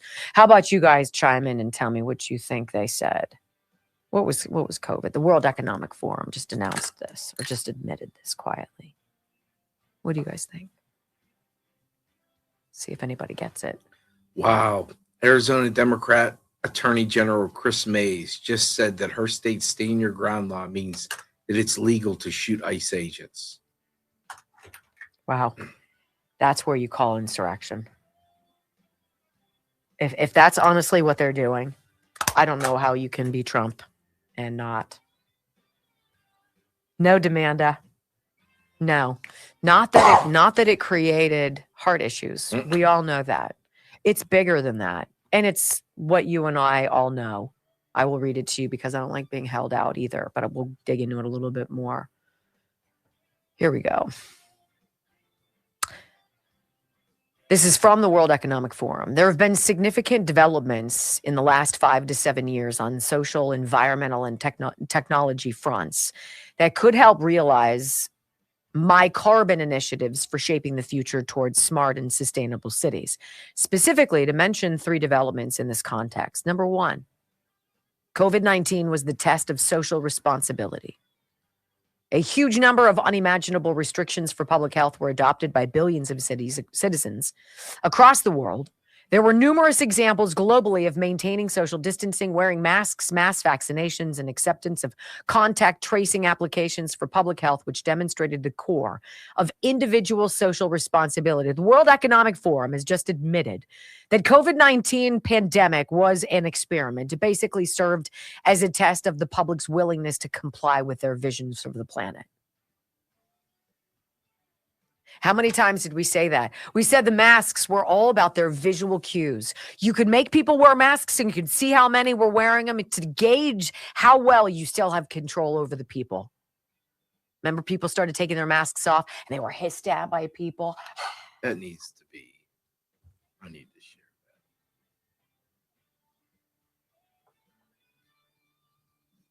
that. I'm not so sure I have words for that, you guys. I mean, just let that sink in. We did this. Wow.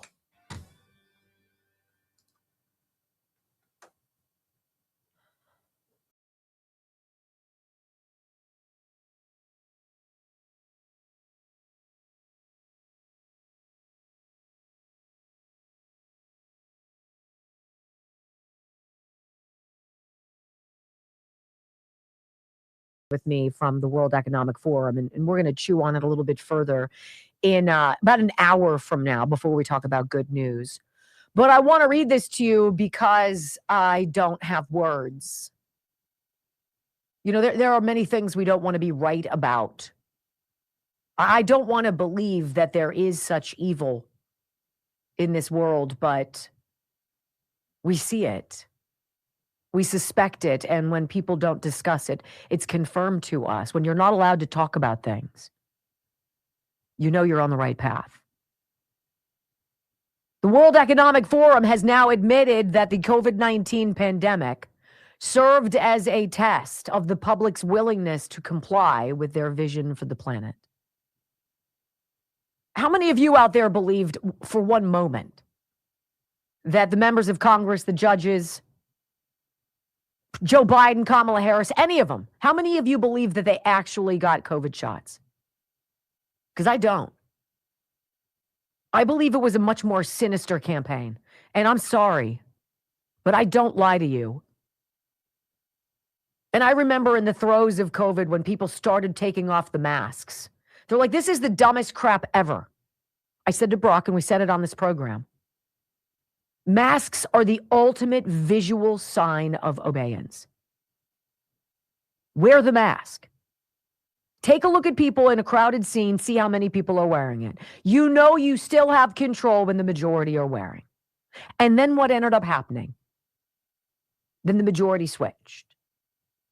And then they backed off us. It's disgusting. It's despicable. 1 million Americans died. We had the steepest price. And just think, if we thought the fraud that's been uncovered in Minnesota is offensive, that we paid for all of it, that we paid for immigration, we paid for all these people to be here. You paid for their free insurance. You paid for those free tickets to ride. You paid for the EBT cards. You paid for the Roosevelt Hotel. You paid for their legal help. You paid for their freaking laptops, job training. You freaking paid for all of it. And what do? You get finger wagged when you say enough. You paid for the virus, ladies and gentlemen. You paid for the science. You paid for the gain of function that they freaking lied about. You paid for all of the work at the Wuhan freaking Institute of Virology, where Tony Fauci thought it was a good idea to cooperate with the Communist Chinese Party to make a virus kill us faster. How many of you couldn't bury someone you loved?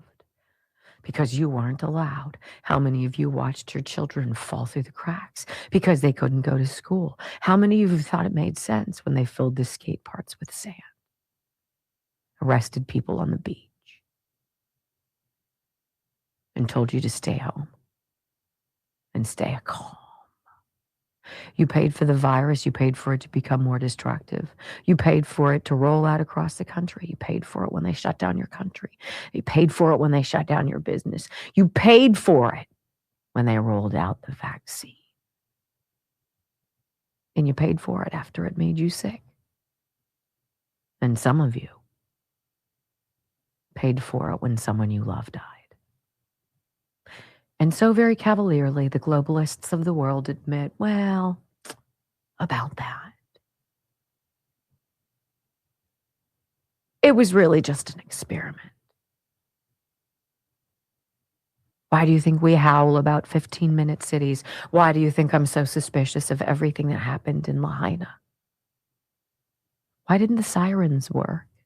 Why was there no water? Where did the kids go? Why did the roads get closed? Why was all of the traffic channeled into one area that bottlenecked in like a raging crematorium inferno?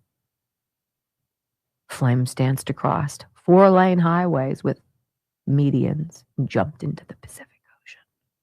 Does that make sense? Nobody ever asked about the kids. Where'd they go? What happened to them? Nobody asks about the migrant kids either. Isn't that odd? Or do you know damn well what's going on? Because I feel like I do. And I'm connected to no one. I have common sense. I had to go and create a stamp online. And I lied. I made up a fictitious pediatrician's office. I created a fake vaccination card. And I stamped it with my fake stamp. So my kids didn't have to get that shot. But all my friends and all of their kids got it. All of my family, all of them are boosted. And it's weird. That mysterious blindness in my one friend's eye. We can't figure it out. It's so weird. Or their son, who had some weird issue that required him to be at children's hospital for 4 days. We don't know what it is. The number of young people with heart problems. Because, you know, a 16-year-old should have to worry about their heart exploding when they're running in a soccer game. They did that to us. I sat here for years. And I tried to tell you. And I know you know. And I was assaulted. I was dragged, anti-vax conspiracy theorist, MAGA extremist. No, you know what I am? And it's the most valuable thing. I am a mom. Been around the block a few times. Made my own fair share of mistakes. I would never lie to another person about a virus or its supposed vaccine. I don't know what to say about that, ladies and gentlemen. I just said a lot. All right. I want to talk about what CNN did. So you got President Trump saying, look, if you guys aren't going to cooperate with me on these states, you're a blue state, 14 of them, you refuse to comply, you're all sanctuary. We know sanctuary is code for providing safe haven to criminals and other jazz. We get it. No more soup for you. Suck it. CNN comes out, Erin Burnett, with a ridiculous question. She claims that the Trump administration is targeting blue states. It's such retribution. It's weaponization. No, I just need to know that you're not ripping us off. Do you not understand that we're in a $38 trillion deficit? Do you not understand that the Somalis have been having a field day for the better part of 10 years and everybody knew about it? Do you understand that Republicans just worked with the Democrats to approve $16 billion or whatever the hell it is in 7,000 earmarks for stupid pet projects? We're done with you defying us and wasting our money. Here's Aaron Burnett setting up New Jersey's Governor Mikey Sherrill. And joining me out front now is the Democratic Governor Mikey Sherrill of New Jersey, which is one of the states being investigated. And Sherrill, of course, was just sworn into office on Tuesday. So, Governor, I appreciate your time tonight.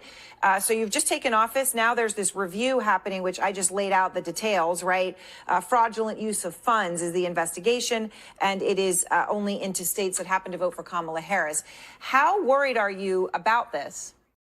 That is disgusting, Aaron Burnett, and you know, but it happens to be just states that voted for Kamala Harris. No, it happens to be states that are not complying with the President of the United States. You don't get to be a rogue nation if you want federal government money. Suck it, Aaron. And you know damn well what you're doing. You hack. This is why your ratings blow. Now here's Mikey Sherrill. She's been governor for all of a hot second, right? A cup of coffee, maybe, and a smoke. And she's like, well, here's the deal. President Trump, he's mean-spirited. He hates everybody. She's got the deep state talking points. This is all political retribution. Listen to how quickly this stuff rolls off this woman's tongue. Guarantee you she's never met President Trump. Listen. And joining me out front now is Trump seems to have the opposite of the Midas touch, meaning everything he touches kind of turns to crap. So you see across the country, some of our biggest economies, when we are facing an affordability crisis and costs are going up everywhere, he is trying to then attack these states. We see with the ICE raids across Minnesota, making people incredibly unsafe, and now he wants to do that in Maine. We see him building this personal militia that is going against the Constitution. And again, he has taken, in a very short time, I think, a country where we all felt safe. We slept at night. We didn't think our kids might be, getting carpooled home from a basketball game and then tear gassed by ICE. Or we would think we could really count on the federal government as a partner in running strong and resilient economies. And now we are literally seeing the federal government attacking our states in a politically motivated attack. We shouldn't be surprised. We saw this in the first Trump administration, but it is still breathtaking. Breathtaking thing there. You can't even get frustrated by what she says because you know it's all garbage. The people who watch CNN, this is their bread and butter. It is their holy grail. This is what they believe.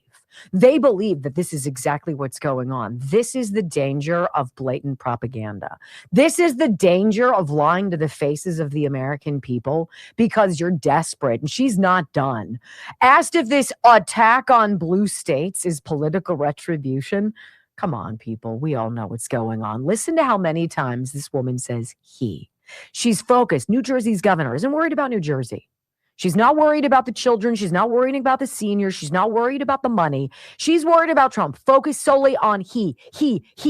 Count how many times. It's obsessive. Listen. I 100% believe it's about political retribution. He, again, did this in his first administration. Now he's continuing it. He continues to attack states that disagree with him or that point out how he is really failing to try to, I think, take the focus off the fact that while he runs a worldwide tariff regime that is upending the economy of the United States, we just saw Canada, for example, which had 100% tariffs on the automotive industry of China, so it could bolster our U.S. manufacturing. They just said they don't find the U.S. a credible ally anymore. They've taken down those tariffs.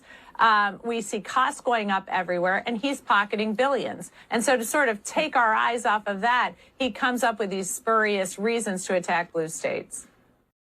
Brock, I wasn't counting. I was just watching. I almost lost count. I think it was 8. Right. It's ridiculous. Complete obsession. And she's talking about Canada, right? They don't want to do work with the president. He's just so crazy. No, Mark Carney and Keir Starmer are globalists, like imperialist schmucks who want the old way, always deep state snake way. Trump said, no, it's America or bust. Suck it. And they're butthurt. Okay. Nice try, Mikey. Swing and a miss, sweetheart. Better luck next time. When we come back on the Wendy Bell radio program, bracing for the big one. You guys ready? You got your toilet paper and your bread? The storm that's about to clobber 200 million of us? Let's talk about it. Next.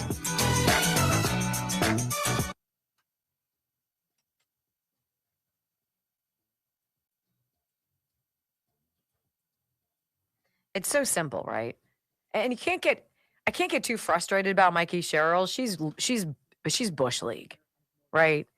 Donald Trump doesn't have the Midas touch. He's not bringing in $18 trillion into investment. He's in just get Greenland and the whole Arctic. He's not putting everybody in their place. He didn't just take out Maduro. He didn't neutralize Iran's nuclear capabilities. He hasn't put the world on notice that America is back. And if you want to do well, you got to get in bed with us. He didn't do any of those things. He's mean, he's spiteful, and I don't like him. And he's making billions. I'm like, how did you describe that? No, he's not. Anyway, Ireland Contracting, 1-800-NEW-ROOF, IrelandContracting.com. If you've got a home exterior renovation project, please, please, please consider 1-800-NEW-ROOF in Western Pennsylvania. These people are the best. They are good quality people, and they would treat your house the way they would do their own home. And that's something that's rare, it seems, anymore. 1-800-NEW-ROOF, IrelandContracting.com. And this is one of those like feathers in their cap I don't talk about a lot. So Owens Corning is this roofing shingle monolith, right? And Owens Corning has a top 1% of their roofers based on sales and what have you. And little old Ireland Contracting, mom and pop, created businesses. They raised their boys, made it into what it is today. Top 1% of Owens Corning. They're a platinum preferred roofer. Little old Ireland Contract, because they do good work and the word of mouth reference is gold. And people refer Ireland Contracting, 1-800-NEW-ROOF, IrelandContracting.com. 100%. 100%. Love, love, love them.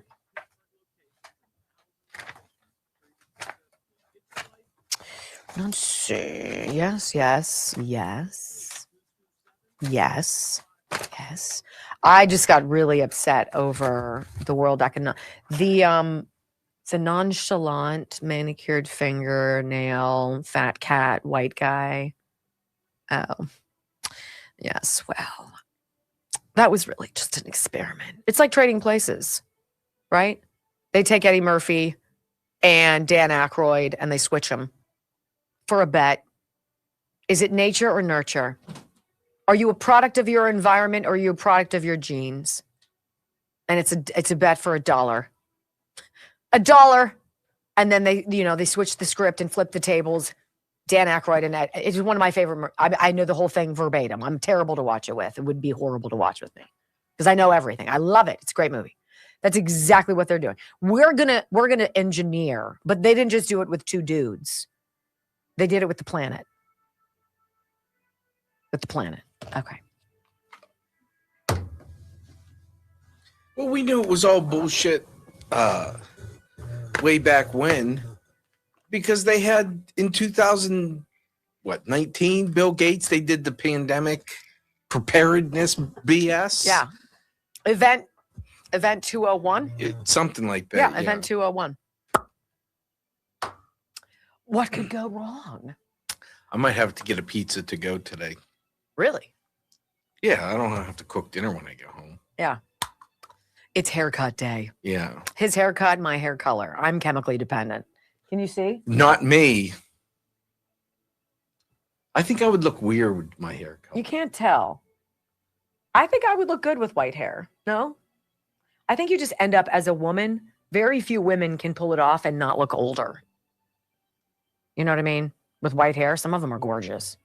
I think white ringlets would look beautiful. Fantastic. And she was in her 45 really? When I met her, and she was pure silver. I liked it. Did you think she was beautiful? I thought she was beautiful.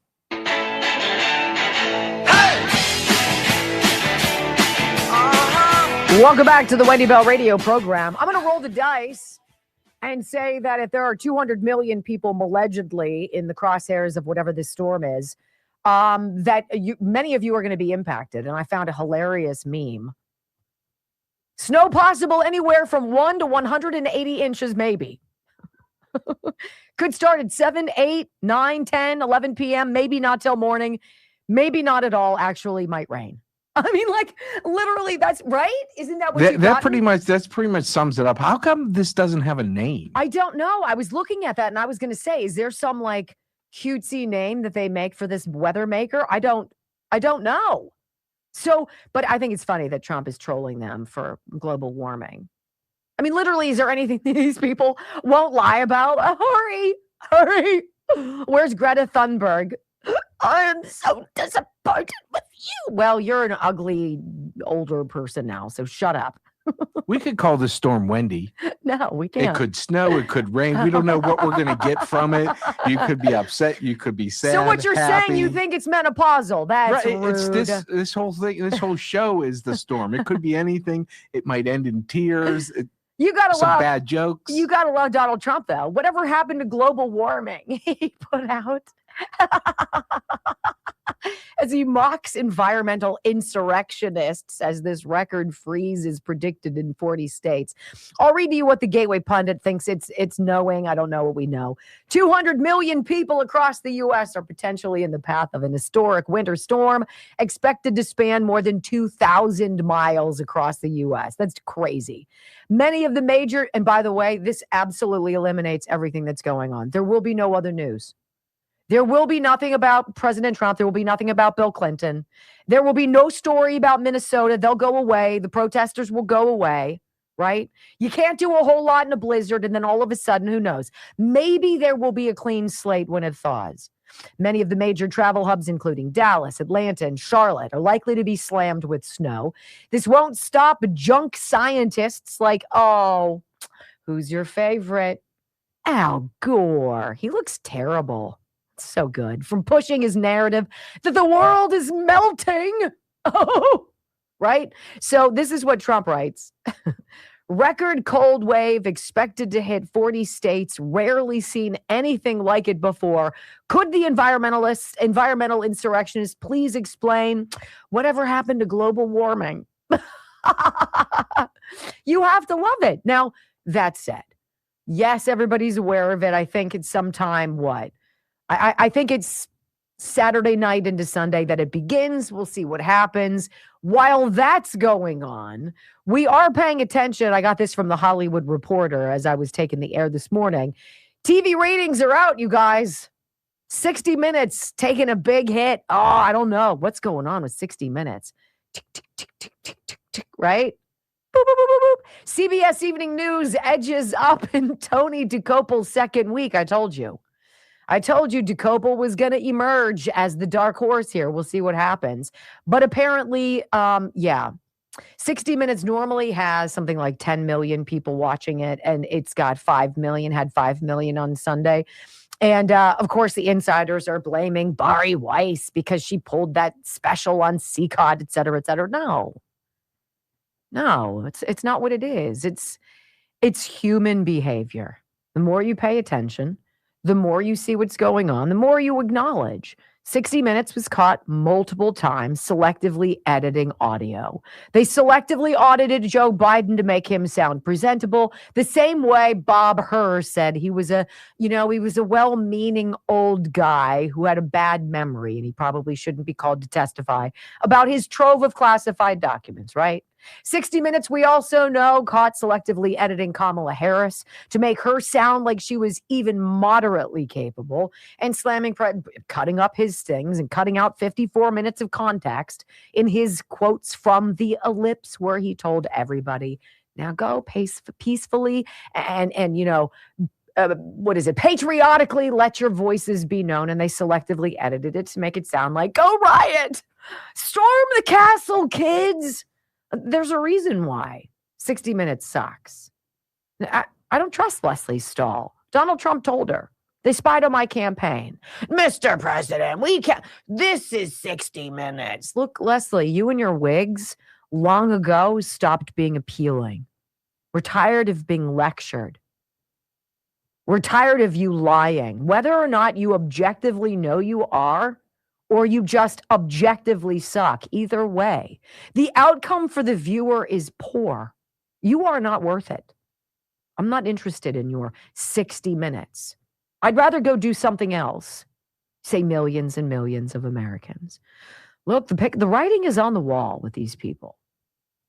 It just is. And I will be amazed at how quickly snow, wall-to-wall coverage, if it actually happens, Sunday into Monday, and we get, I don't know, 5 inches to 1,000. You're not going to hear all of the stories that were so breathlessly making the news this week. You're not going to see people ticked at ice in Minneapolis. They're going to be hunkered down, and you're going to realize, so that was farcical too. When we come back on the Wendy Bell radio program, my friends, let's talk about this. Don Lemon, Greg Jarrett, and the great betrayers. Don Lemon, he's not out of the woods, guys, right? I think there's still a chance he's going to get cuffed. Talk about it next on the Wendy Bell Radio Network.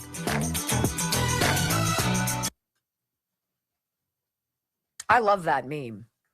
I laugh out loud when I see that. I mean, it's serious, right? It's serious. It's going to be a big snowstorm. Okay. We'll figure it out. You know who's going to be upset? Oh, who? If people lose power. The NFL. So yeah, what's the game and when is that? I think aren't they Sunday? Where are we? Are we in quarterfinals? I think we're in championship. Is this yeah. Literally, that's how irrelevant. When Colin Kaepernick took a knee and Roger Goodell supported it, the NFL was dead to me. So I haven't watched. And the Steelers suck anyway, so whatever. No, not the Steelers. Well, yeah, the Steelers. Yeah. Mike Tomlin. All right, I want to talk to you guys about the healthy fat. Turns out the key to losing weight and keeping it off is not in carbohydrates or fat or even in probiotic-rich foods. In fact, the end game of having a healthy weight as well as more energy and a long, healthy life comes down to a specific switch that you can flip in your body to flush out unnecessary calories. And in fact, Dr. Gundry calls it the caloric bypass. By activating the specific process in your body, he has seen thousands, indeed thousands of people dramatically improve their health even at age 50 and beyond. This includes losing weight, getting more energy, and returning to the good health you had in your youth once they simply address this one key to better health. Not only that, this is actually associated with improved digestion, strong feeling joints and muscles, smoother skin, and healthier lives, meaning it could be the key to a happy, long life. Dr. Gundry lost 70 pounds himself using his research. He's kept the weight off for more than 20 years and counting. His digestive issues are gone. His health is fantastic. He feels younger and healthier today than he did in his 40s when he was a boba laddie. His video has been watched by over 20 million people to date, and you can watch it and learn more about it by going to thehealthyfat.com/Wendy. This is the drink. I drink it every single day. Drink it twice a day. Kills your appetite. It is a dietary supplement. It kills your appetite, but it does more. Like I just told you, thehealthyfat.com/Wendy. Thehealthyfat.com/Wendy. I got a potty.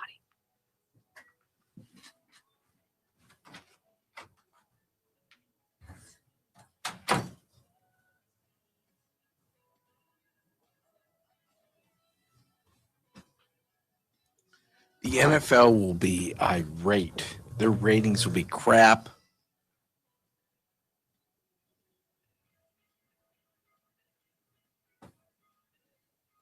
Oh, Gary, Wendy, my cartoon of Don Lemon saying this is what journalism looks like. Second panel.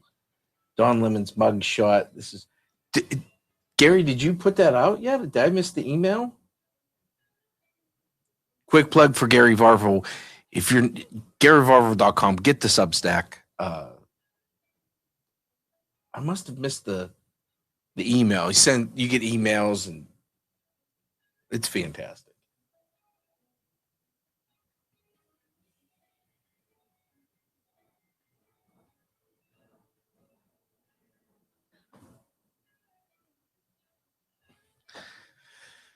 Don Lemon. Oh, Don. And he's doing the same stuff. Come get me. He is ultimately doing it for clicks. That is the only reason he's doing it. The only reason. It's the most relevant, and I use that term loosely, that Don Lemon has been in years.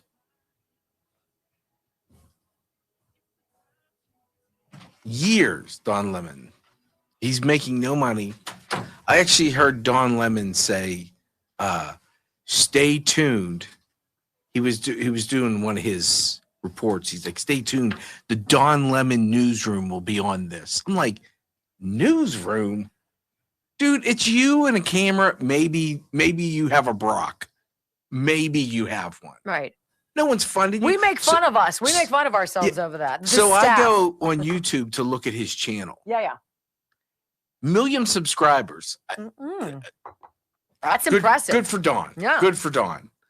And then you go to his shows, not his shorts, like where they clip. You go to his shows, 40,000, 50,000, 35,000. You're like, you have 1 million people who follow you. You have on YouTube. No disrespect to Rumble, YouTube way bigger than Rumble, and you can't get 50. You're struggling to get 50,000 views.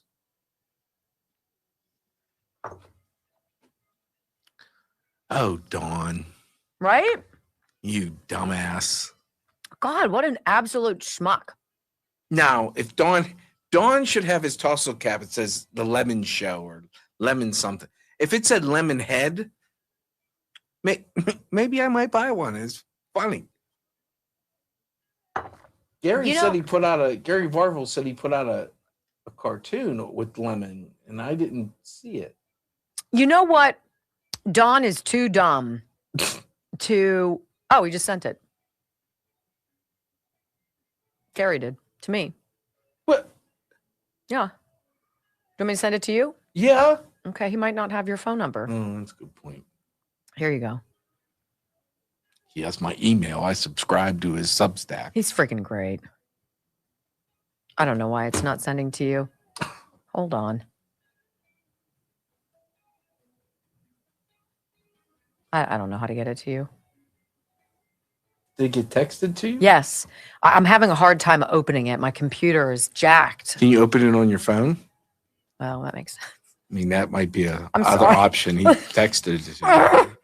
I'm sorry. I know. This is what I have to deal with on a daily basis. I'm sorry. I've got no excuse. All right, here you go. He's great. Gary, I love you. Tell the missus it's okay. It's a good, clean love. Can you put it up? Am I allowed to Hold show on. it? Yeah. He wouldn't send it if he wouldn't want us to show it. Okay, I'll show it in the next break. Oh, he sent it to me. All right, I'll send it. I'll put it up. No. Okay.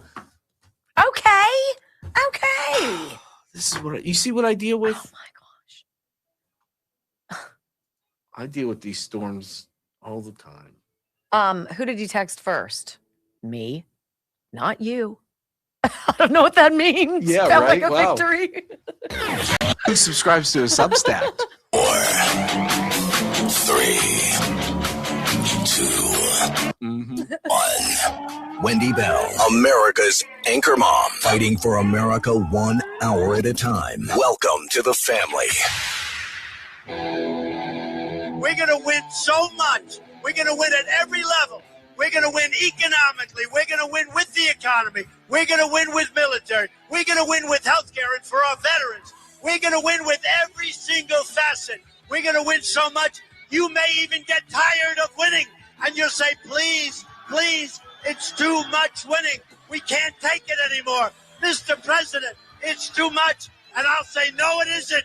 We have to keep winning. We have to win more.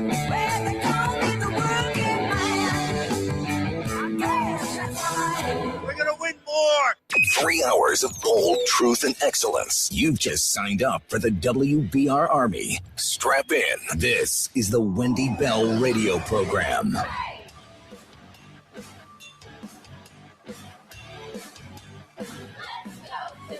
Welcome back. Hour number 3 of the Wendy Bell radio program is live. Hey, I'm going to say it again. If you don't have our app, wendybellradio.com, and you're not watching along the live video stream, I wish you would, because I love hearing where you're from. Join the live chat. Interact with us. We talk to you during the commercial breaks, and it's always a joy to meet you. So thanks for being part of this family. You know, so I said before the break that the storm that's Armageddon is due to hit us here on Sunday. In the overnight, I think Saturday into Sunday, at least in Western Pennsylvania, in the land before time it is. We'll see.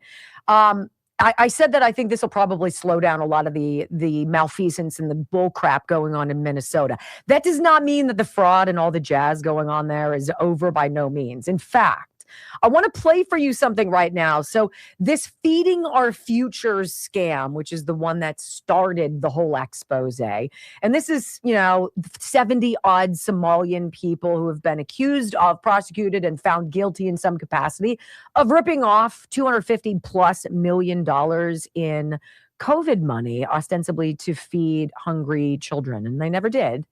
And they pocketed the money, and we all know where that went, right? Amy Bach is a woman who is kind of the mastermind of all of this. She's in prison. I think she's serving 30 years. She is singing like a bird, singing. And there's a clip of her on Fox that I want to play for you. Is breaking news that we looked at this morning. And this is Keith Ellison, Minnesota's Attorney General. Keith Ellison, reportedly, we know now, met with Somali fraudsters who are under investigation to get campaign donations in exchange for getting the money to the Somali groups. Are you kidding me? It's official. These people are going down, ladies and gentlemen. It feels more and more confident to say that. Listen to this Fox update.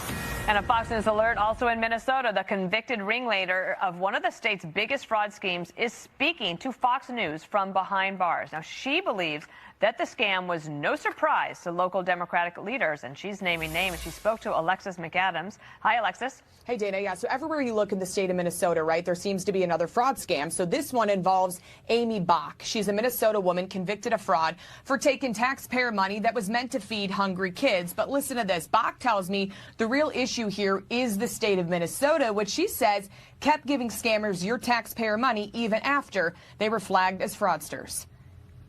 I have to believe that the governor's office and Keith Ellison's office were aware of this.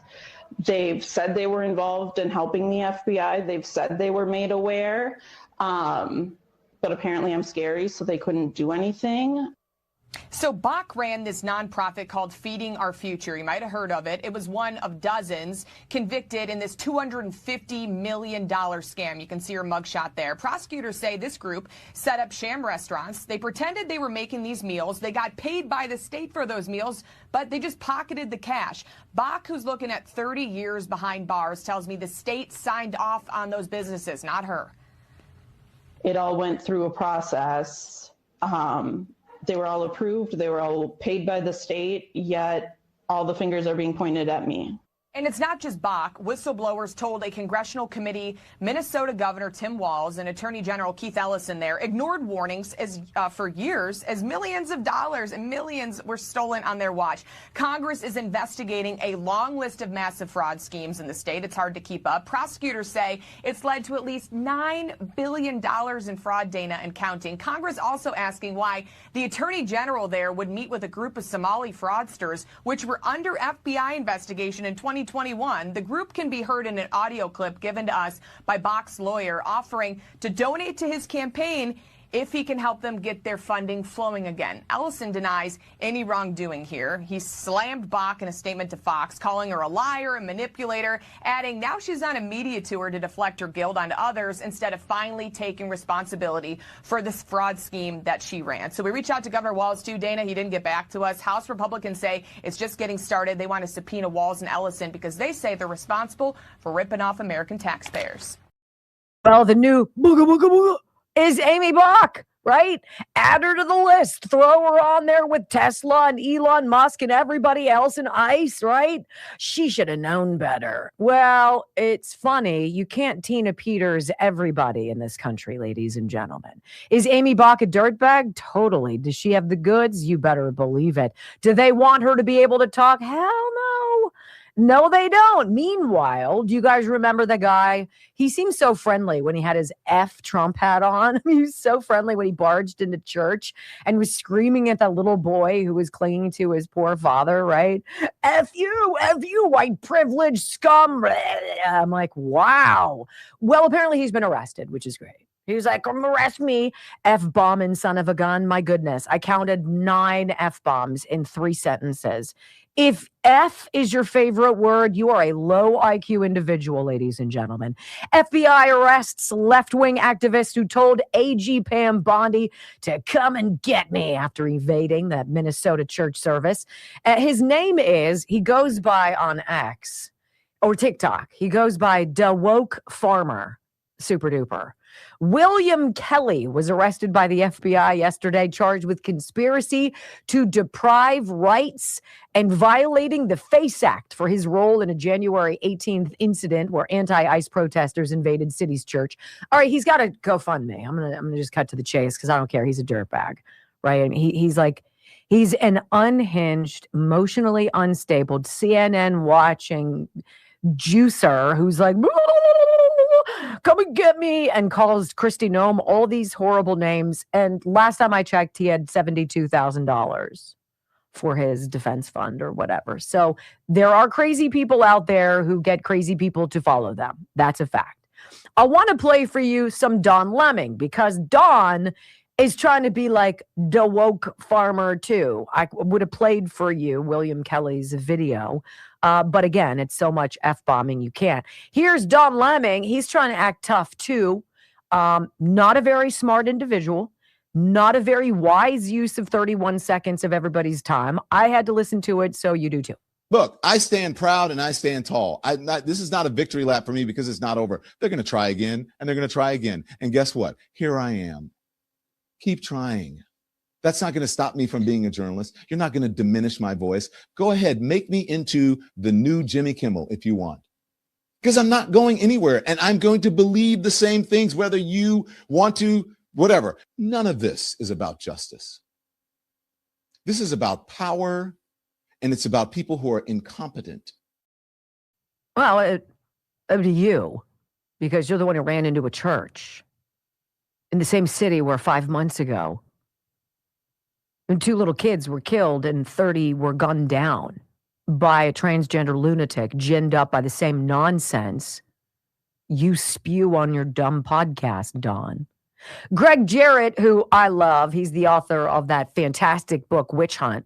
I love that book. He said something on Hannity last night. He's like, they're totally going to come and get him. DOJ's got the goods. Listen. Rejecting the charges against Don Lemon smells fishy to me, and we may actually learn more about the magistrate's motivations, his bias, his conflict of interest, as Kevin pointed out.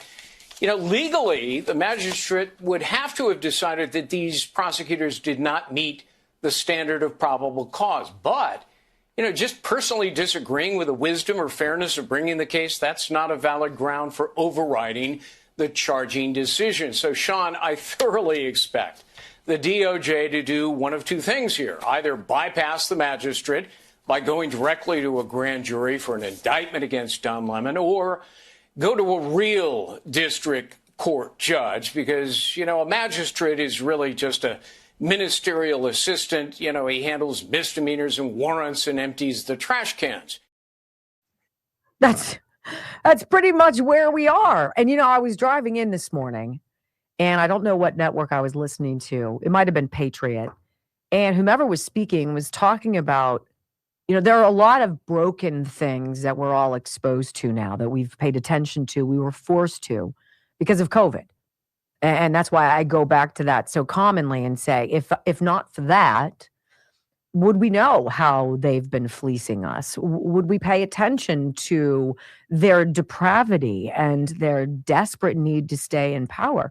And whomever the speaker was saying, until you fix the judiciary, until you can honestly have judges who put aside whatever political hat they wear privately so that they can sit at the bench and they can make the decisions that are lawful, that are backable, that are supportable, that are constitutional. So much of what we're doing doesn't matter, right? For a magistrate to come out and say to the FBI that wants to arrest Don Lemon, no, you can't do that. Really? Really? Until we clean that up, what do you have? The threat of being wrongly accused, wrongly convicted, and wrongly imprisoned. Huh. It's almost like we've gone through that before. When we come back on the Wendy Bell radio program, my friends, let's talk about all sorts of other things as well. Representative Ralph Norman, you know, we're going to talk a little bit about this money that the Democrats and the Republicans agreed to spend of ours while we're mired in debt and all this fraud and abuse is coming out. You know what we should do, guys? Let's go spend more money. It's great. We'll talk about that. Your face will melt off next. I don't even know what Don Lemon was trying to say in his little video. He knows it's the only way he's going to get clicks. All right. What? Oh, you got it? I thought this was funny.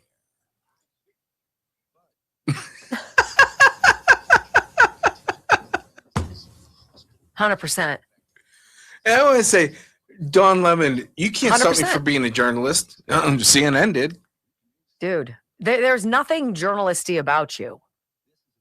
And so many of these things. I mean, think about it. What field hasn't been exposed for having some really bad actors in it?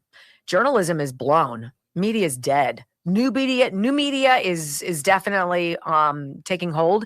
But like, for instance, if you haven't been podcasting and you are a quote unquote journalist, you're behind the 8 ball. Big time. Big time. Right? Think about medicine. I hear Joe talk about it commonly. It's so frustrating. It's so disappointing. The quality, the caliber of care is crap because everybody's worried about getting sued because it's such a litigious society. Because nobody says, sit down to the freaking lawyers. Shut up. Like, let me do my job. I don't need you sniffing around trying to sue me. Education for crap. Why is it that in Pittsburgh, 39% of third graders can read at grade level? It's an abject failure. Like, all of these things, what works well? What works well besides this program? I don't know. Sniper. Yeah, well, that probably is more Disinfect with effective than Sniper. anything. Disinfectwithsniper.com. Okay, look. I even brought it. Hold on.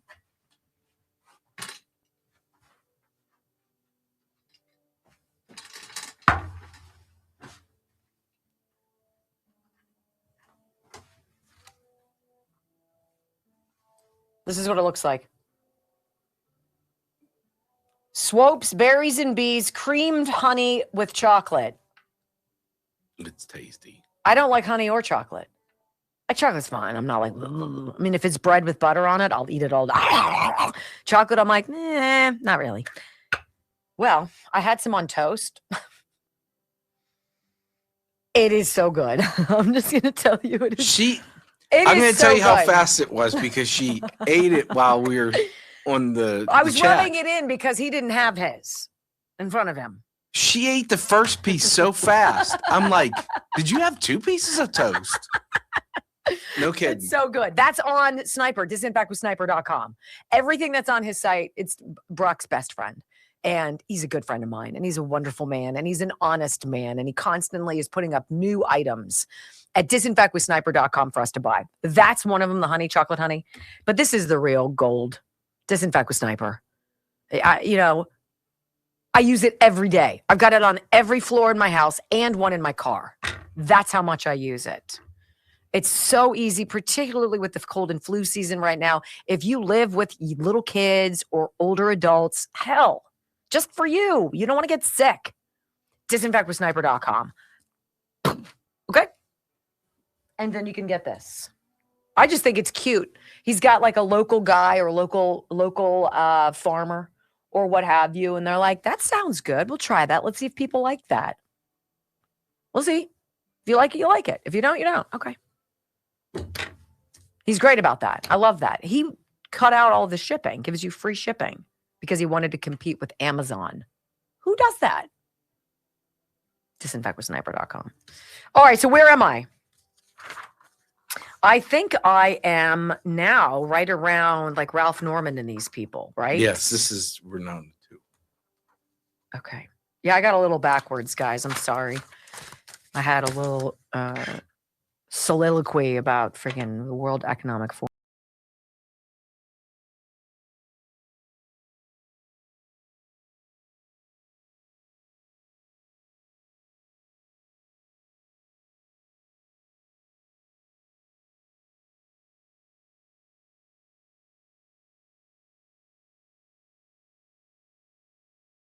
The immoral, deranged Democrats or the Republicans who pretend they are not the same way. I'm going to go with the Republicans. Democrats tell you who they are. Democrats are all that. They tell you every single day. You watch them. They're in lockstep. They're like the army soldiers you see in China or Russia. They're all walking the same way, with the weird leg and arm thing, right? That's the Democratic Party. However, the Republicans suck just as much.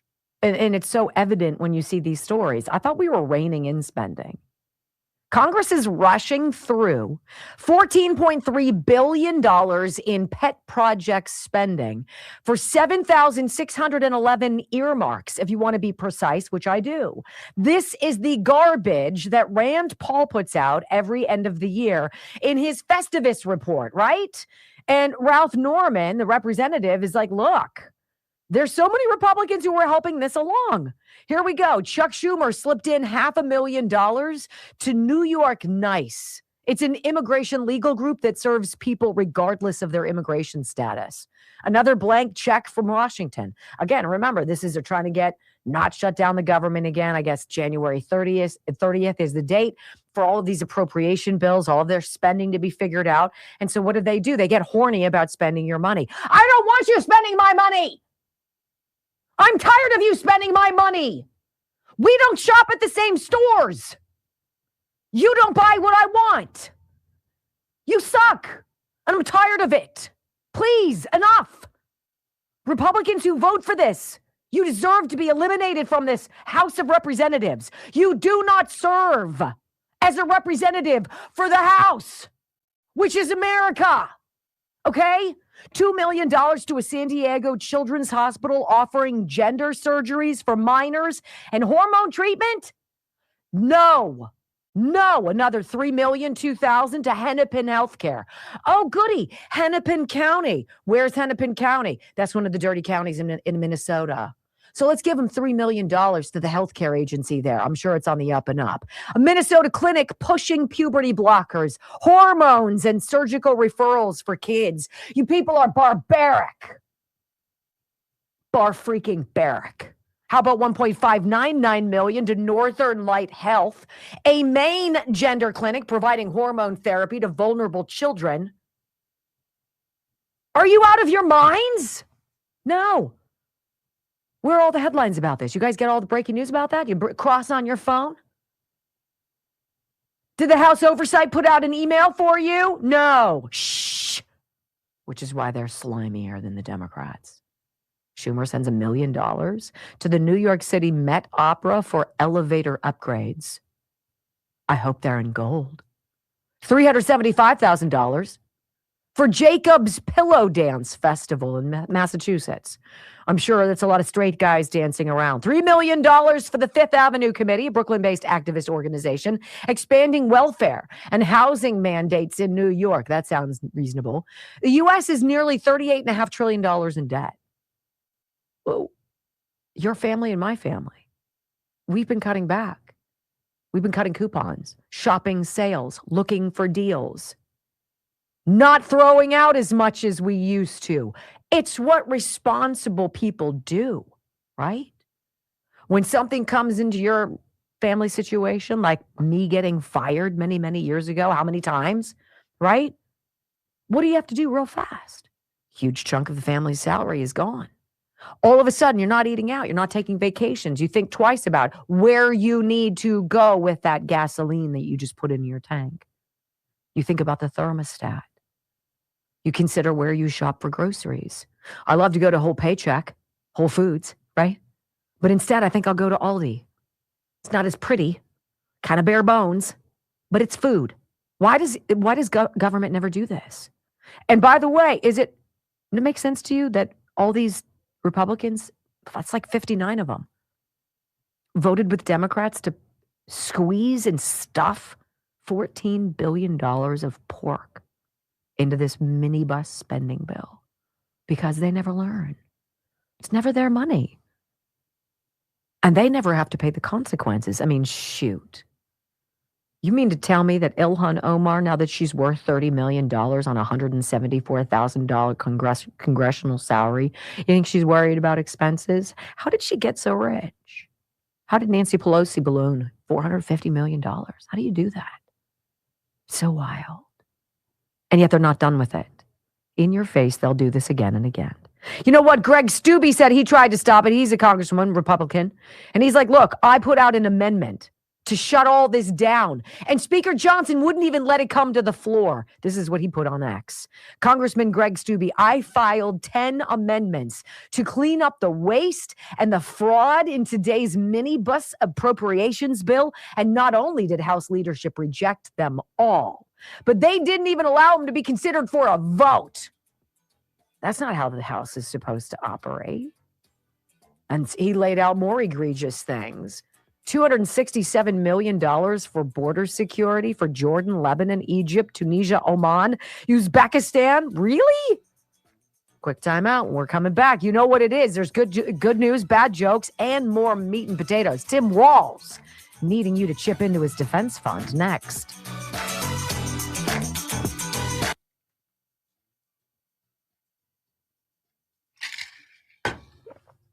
So I was on the phone with Rumble yesterday, and I demanded more with Cozy or with Chef IQ. Bobby found the blender, the Obliterator. The Obliterate 1000. That Obliterator 8000. Fantastic. He's like, Mom, you know, this is like the best blender you can get. I'm like, how would you know that, 17-year-old? Who doesn't flush the toilet?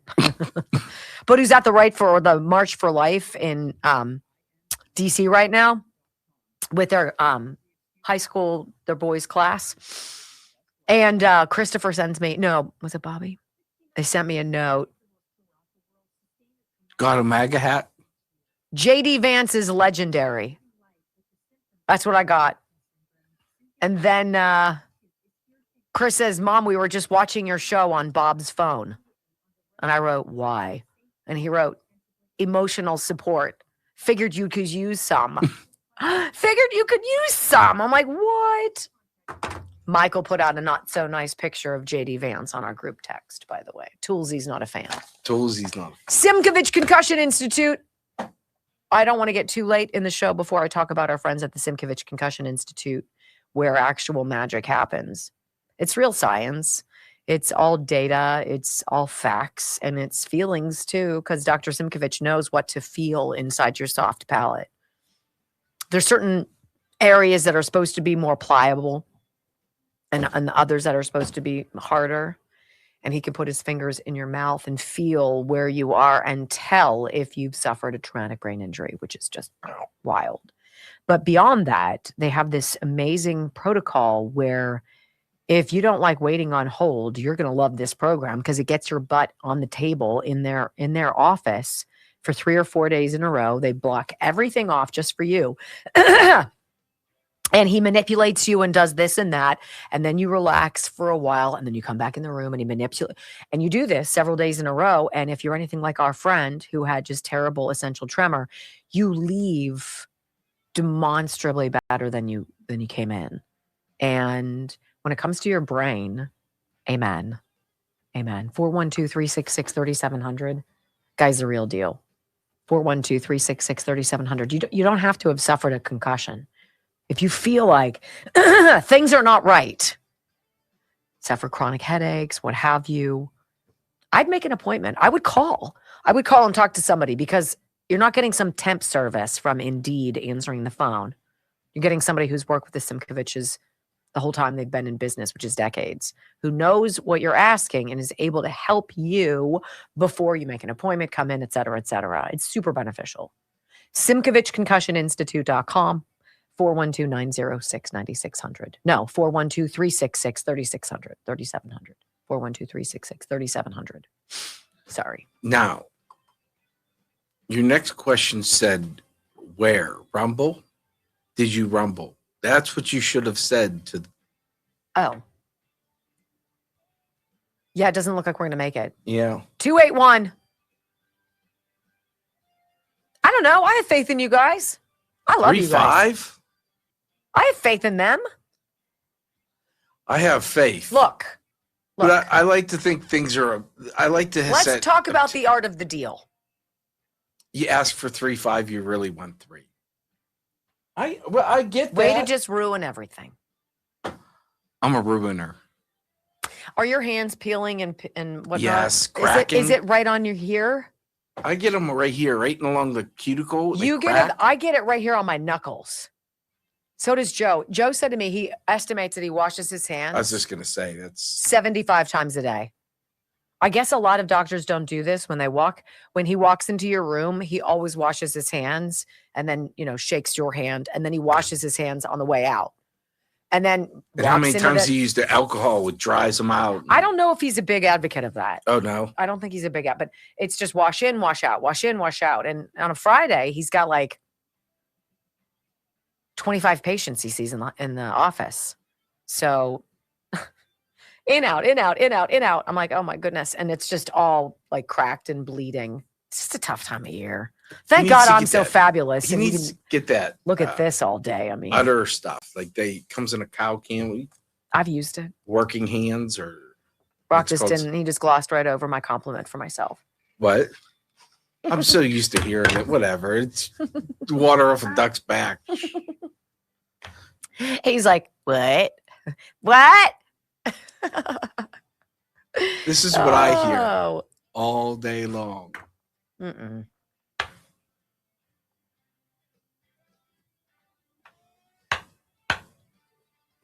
I'm going to say it.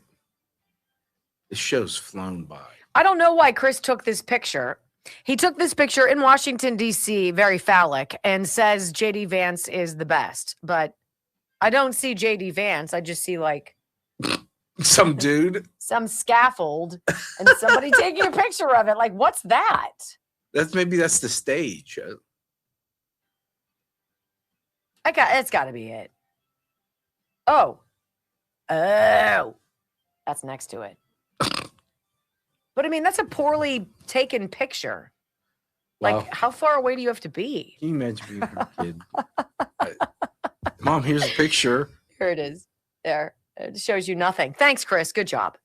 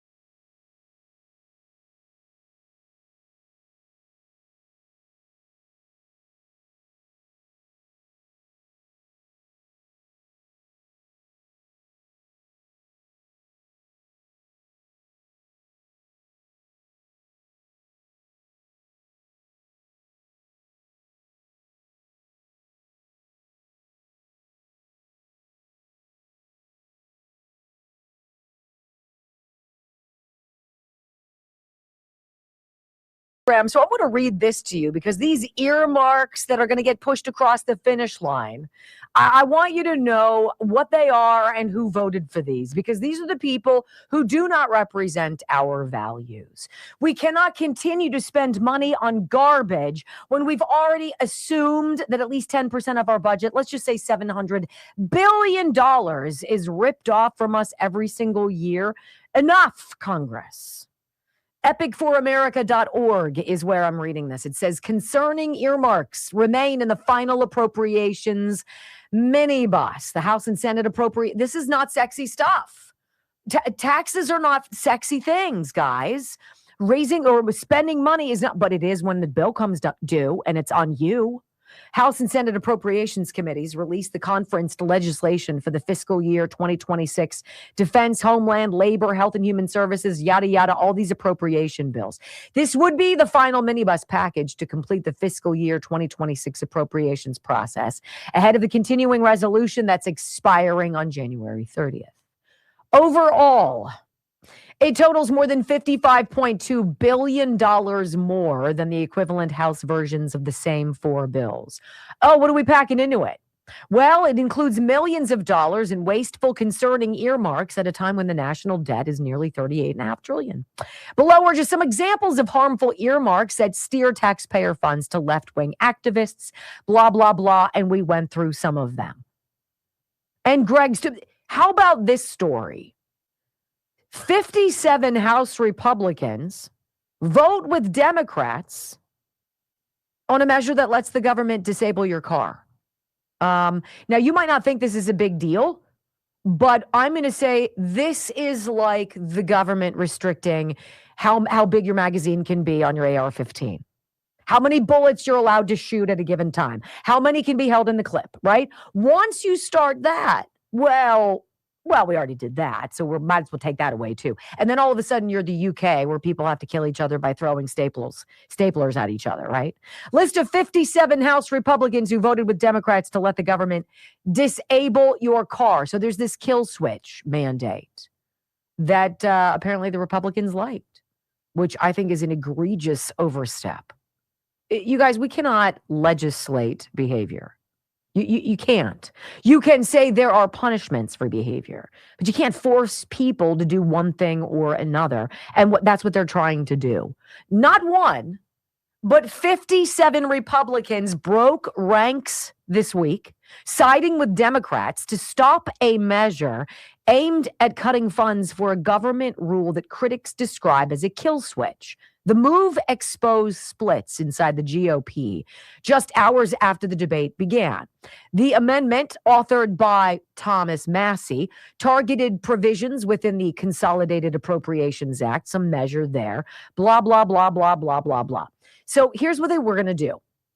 And the technology would do this. In 2021, the infrastructure law ordered that by 2026, all new passenger vehicles must include advanced drunk and impaired driving prevention technology as standard equipment. How do you guys feel about that? Right? On the one hand, you're like, well, I think any reason that somebody wouldn't be able to drive their car drunk sounds like a great thing to do. But who's going to control it? And then what happens from that? I trust no one. So it makes me go, Ahead of official rules, car makers can rely on cameras, on how a person steers, or air sensors that spot alcohol. When signs appear that someone might not be able to drive safely, the system might stop the engine. I don't know. There could be all sorts of problems with that, right? You're driving down the road. What if you're going 85 miles, 100 miles down the road and you are drunk? Does it just stop you? What happens? Just kills the engine and you come coasting to a stop? I don't know. Well, Representative Harriet Hageman of Wyoming, Brock's girlfriend, who backed the amendment, previously, and so the amendment was, we really don't want this kill switch, previously characterized the mandate as a massive and likely unconstitutional rule and an invasion of privacy on a greater scale than we're used to seeing from our government. I agree. See, here's the danger with this stuff, right? The idea is always wrapped in do-goodery. Well, who doesn't want people not to drive drunk? Who doesn't want people not to die on the highway because some lunatic's driving all over the place after having a half? Whatever. I understand that. But then all of a sudden you're China, right? Or Canada, because they're almost indistinguishable. Cameras everywhere watching whatever you're doing. It's already happening now. But remember in Canada where you had to prove what a good person you were in order for the mechanical arm on the grocery store door to open? You had to provide proof of your vaccine, right? And those of us who were paying attention howled. What the hell is going on? In what world does that infringement on somebody's individual rights make sense? We're going to, as a country, refuse you food because you're not with the rest of the clone troopers who are following the rules and getting vaccinated. And should your government be able to determine how that works? We see how the government handles the postal service. So I'm going to go with no. But all of these Republicans thought it was worthwhile. I don't know if I can read them all, but I'll try. Amodei, Bacon. These are all Republicans who voted no on this amendment that would have been like, yo, I'm not all about this kill switch and the government controlling it, right? Stephanie Bice, Gus Bilirakis, Mike Bost, Calvert, Carter, Cole, Diaz, Ballard, Don Edwards, Elsie, Feenstra, Fine, Fleischman, Fitzpatrick, Pennsylvania. Brian Fitzpatrick, you're the worst. Vince Fong, Andrew Garbarino, Jimenez, Hill, Hurd, Jack, James, Joyce, Keene, Kelly, Kiggins, Kylie, Really?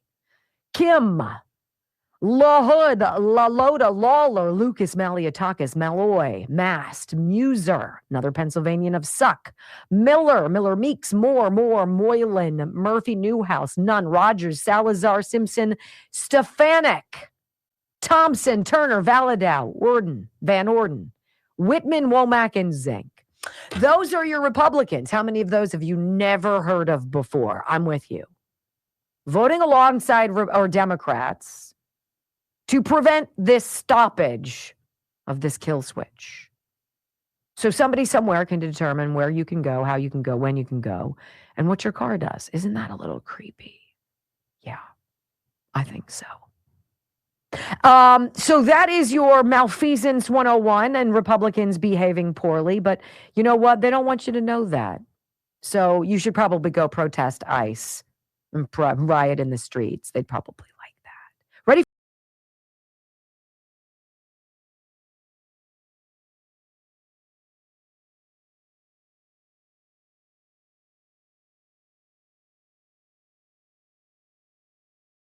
In letting you know, Governor Tim Walz is sounding pretty worried about his future. In fact, he's asking people to give, to his defense fund. Liz Collin putting this out. Just in, Governor Tim Walz raising money for his legal defense fund. Quote, if you're with me, please rush a donation to our legal defense fund and help ensure we can keep fighting for accountability, transparency, and justice. Right.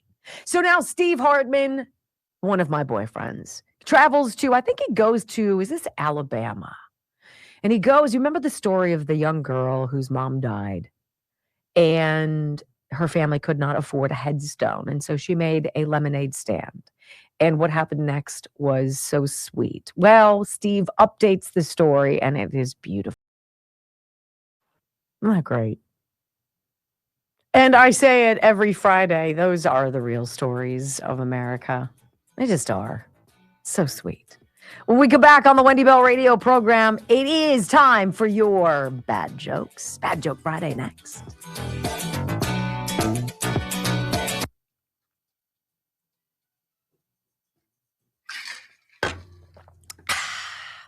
Let's hope I got everybody. Did I get everybody? I think I did. Let's see. Talk about healthy self. Yes.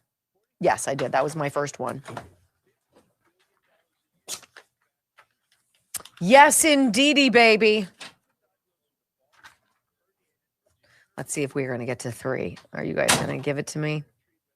I think you will. I think you will. I think we're going to get to 3. This one is Kate. She wasn't sure if you'd get it or not.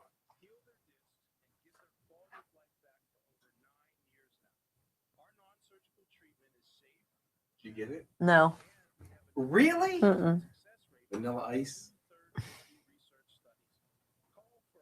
Oh, I wouldn't pick that up. I wouldn't. No, I'm not. I wasn't thinking about a rap song. Schmuck. All right, you want me to tell you it? I'll tell you it.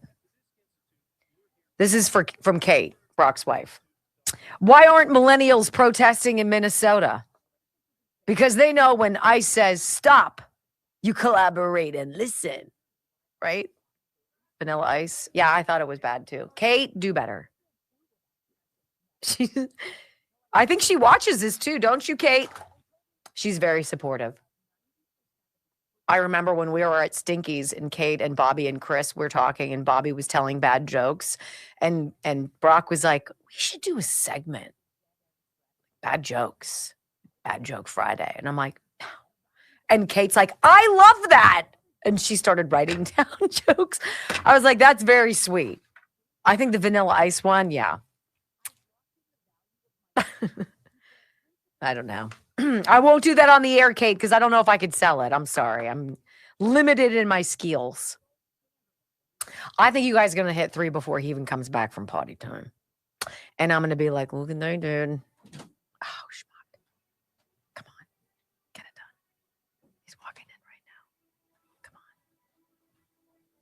on. What are you doing? What? I was just staring at them. We're having a conversation.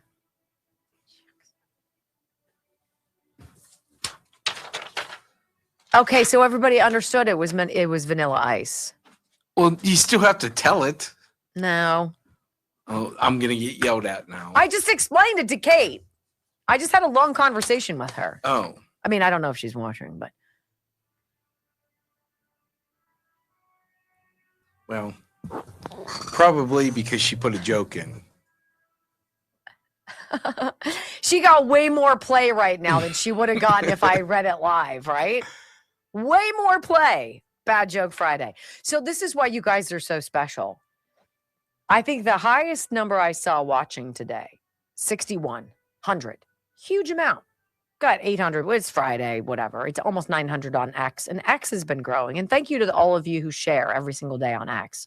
Amanda and everybody else. I see you every day do it. And it matters. And I thank you. But look, 5,700 are still here. 3 hours later, and clearly the end of this, and bad jokes aren't that great, right? I mean, I know you want to get as much as you can before the long weekend, and I appreciate that.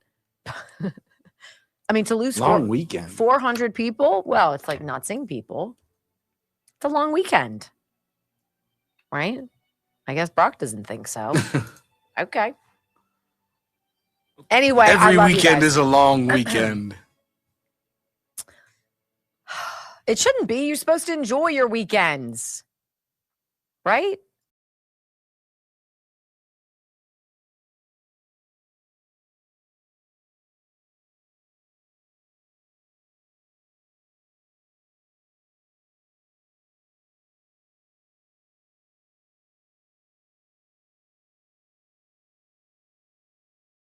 The week, ladies and gentlemen, without further ado, it is Bad Joke Friday. Ladies and gentlemen, I just flew in from New York, and boy, my arm's tired. I'm joking, of course. Anywho, welcome to the Comedy Club. Won't you give it up to Wendy and Brock for Bad Joke Friday?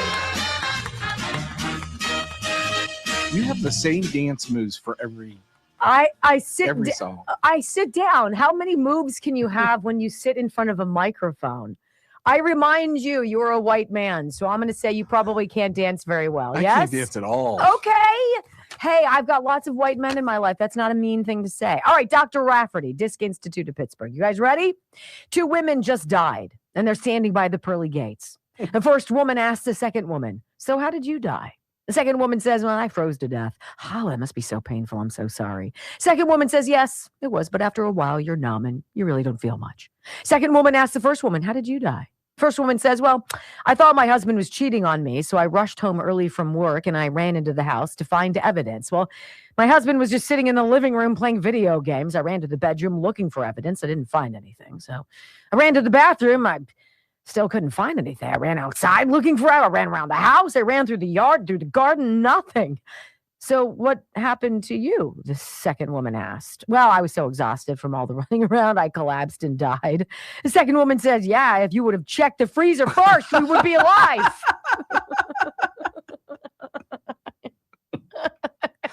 A desperate woman was about to jump off a cliff. An old homeless man passing by said, well, since you're going to be gone in a few minutes anyways, how about a quickie before you go? She yelled, no, you disgusting old man. He shrugged and said, fine, I'll just wait for you at the bottom. Oh. She didn't jump. Moral of the story, counseling works. Sometimes all you need is the right kind. Oh my gosh.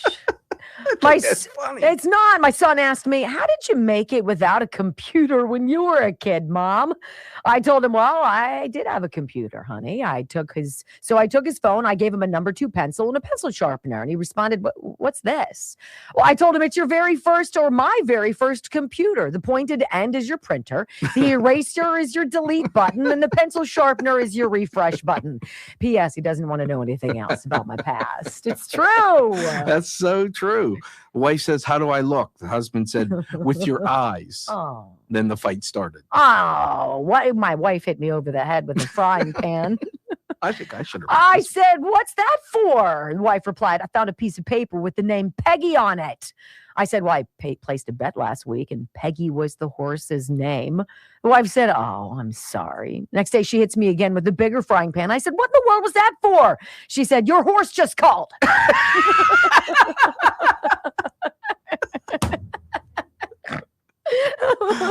Wow, you I'm snorted. sorry, I know. What kind of cheese doesn't belong to you? Nacho cheese. I can't believe I fell for that. What, I can. What do you call a really smart white duck? I don't know what white has to do with it. A wisecracker. What does that mean? Wait, read it again. What do you call a really smart white duck? A wisecracker. Oh, probably a wise duck. Oh. I didn't. If Wow. you're going to send a joke, make sure it's grammatically correct. Oh my gosh. If you're going to print out a joke, make sure it's grammatically correct. Why do cows have hooves? Because they're lactose. Oh, God. Yeah. What do you call a mobster who's buried in cement? Mobster buried in cement. I don't know. A hardened criminal. A guy walked into a Halloween party with a lady on his back. The host of the party asked the guy, who do you have on your back? Guy responded with, oh, that's Michelle. Michelle. Oh, God. That is so That's dumb. bad. Oh, my God. Did you know 4 out of 3 people struggle with math? Wow. It took me a while, but I got there. I know. That's got what there. made it funny. Denial, anger, bargaining, depression, acceptance, the 5 stages of waking up. Yeah, no Yes. kid. That's more true. truth. Elizabeth Warren says that only the government should have firearms. Real Indian would know better.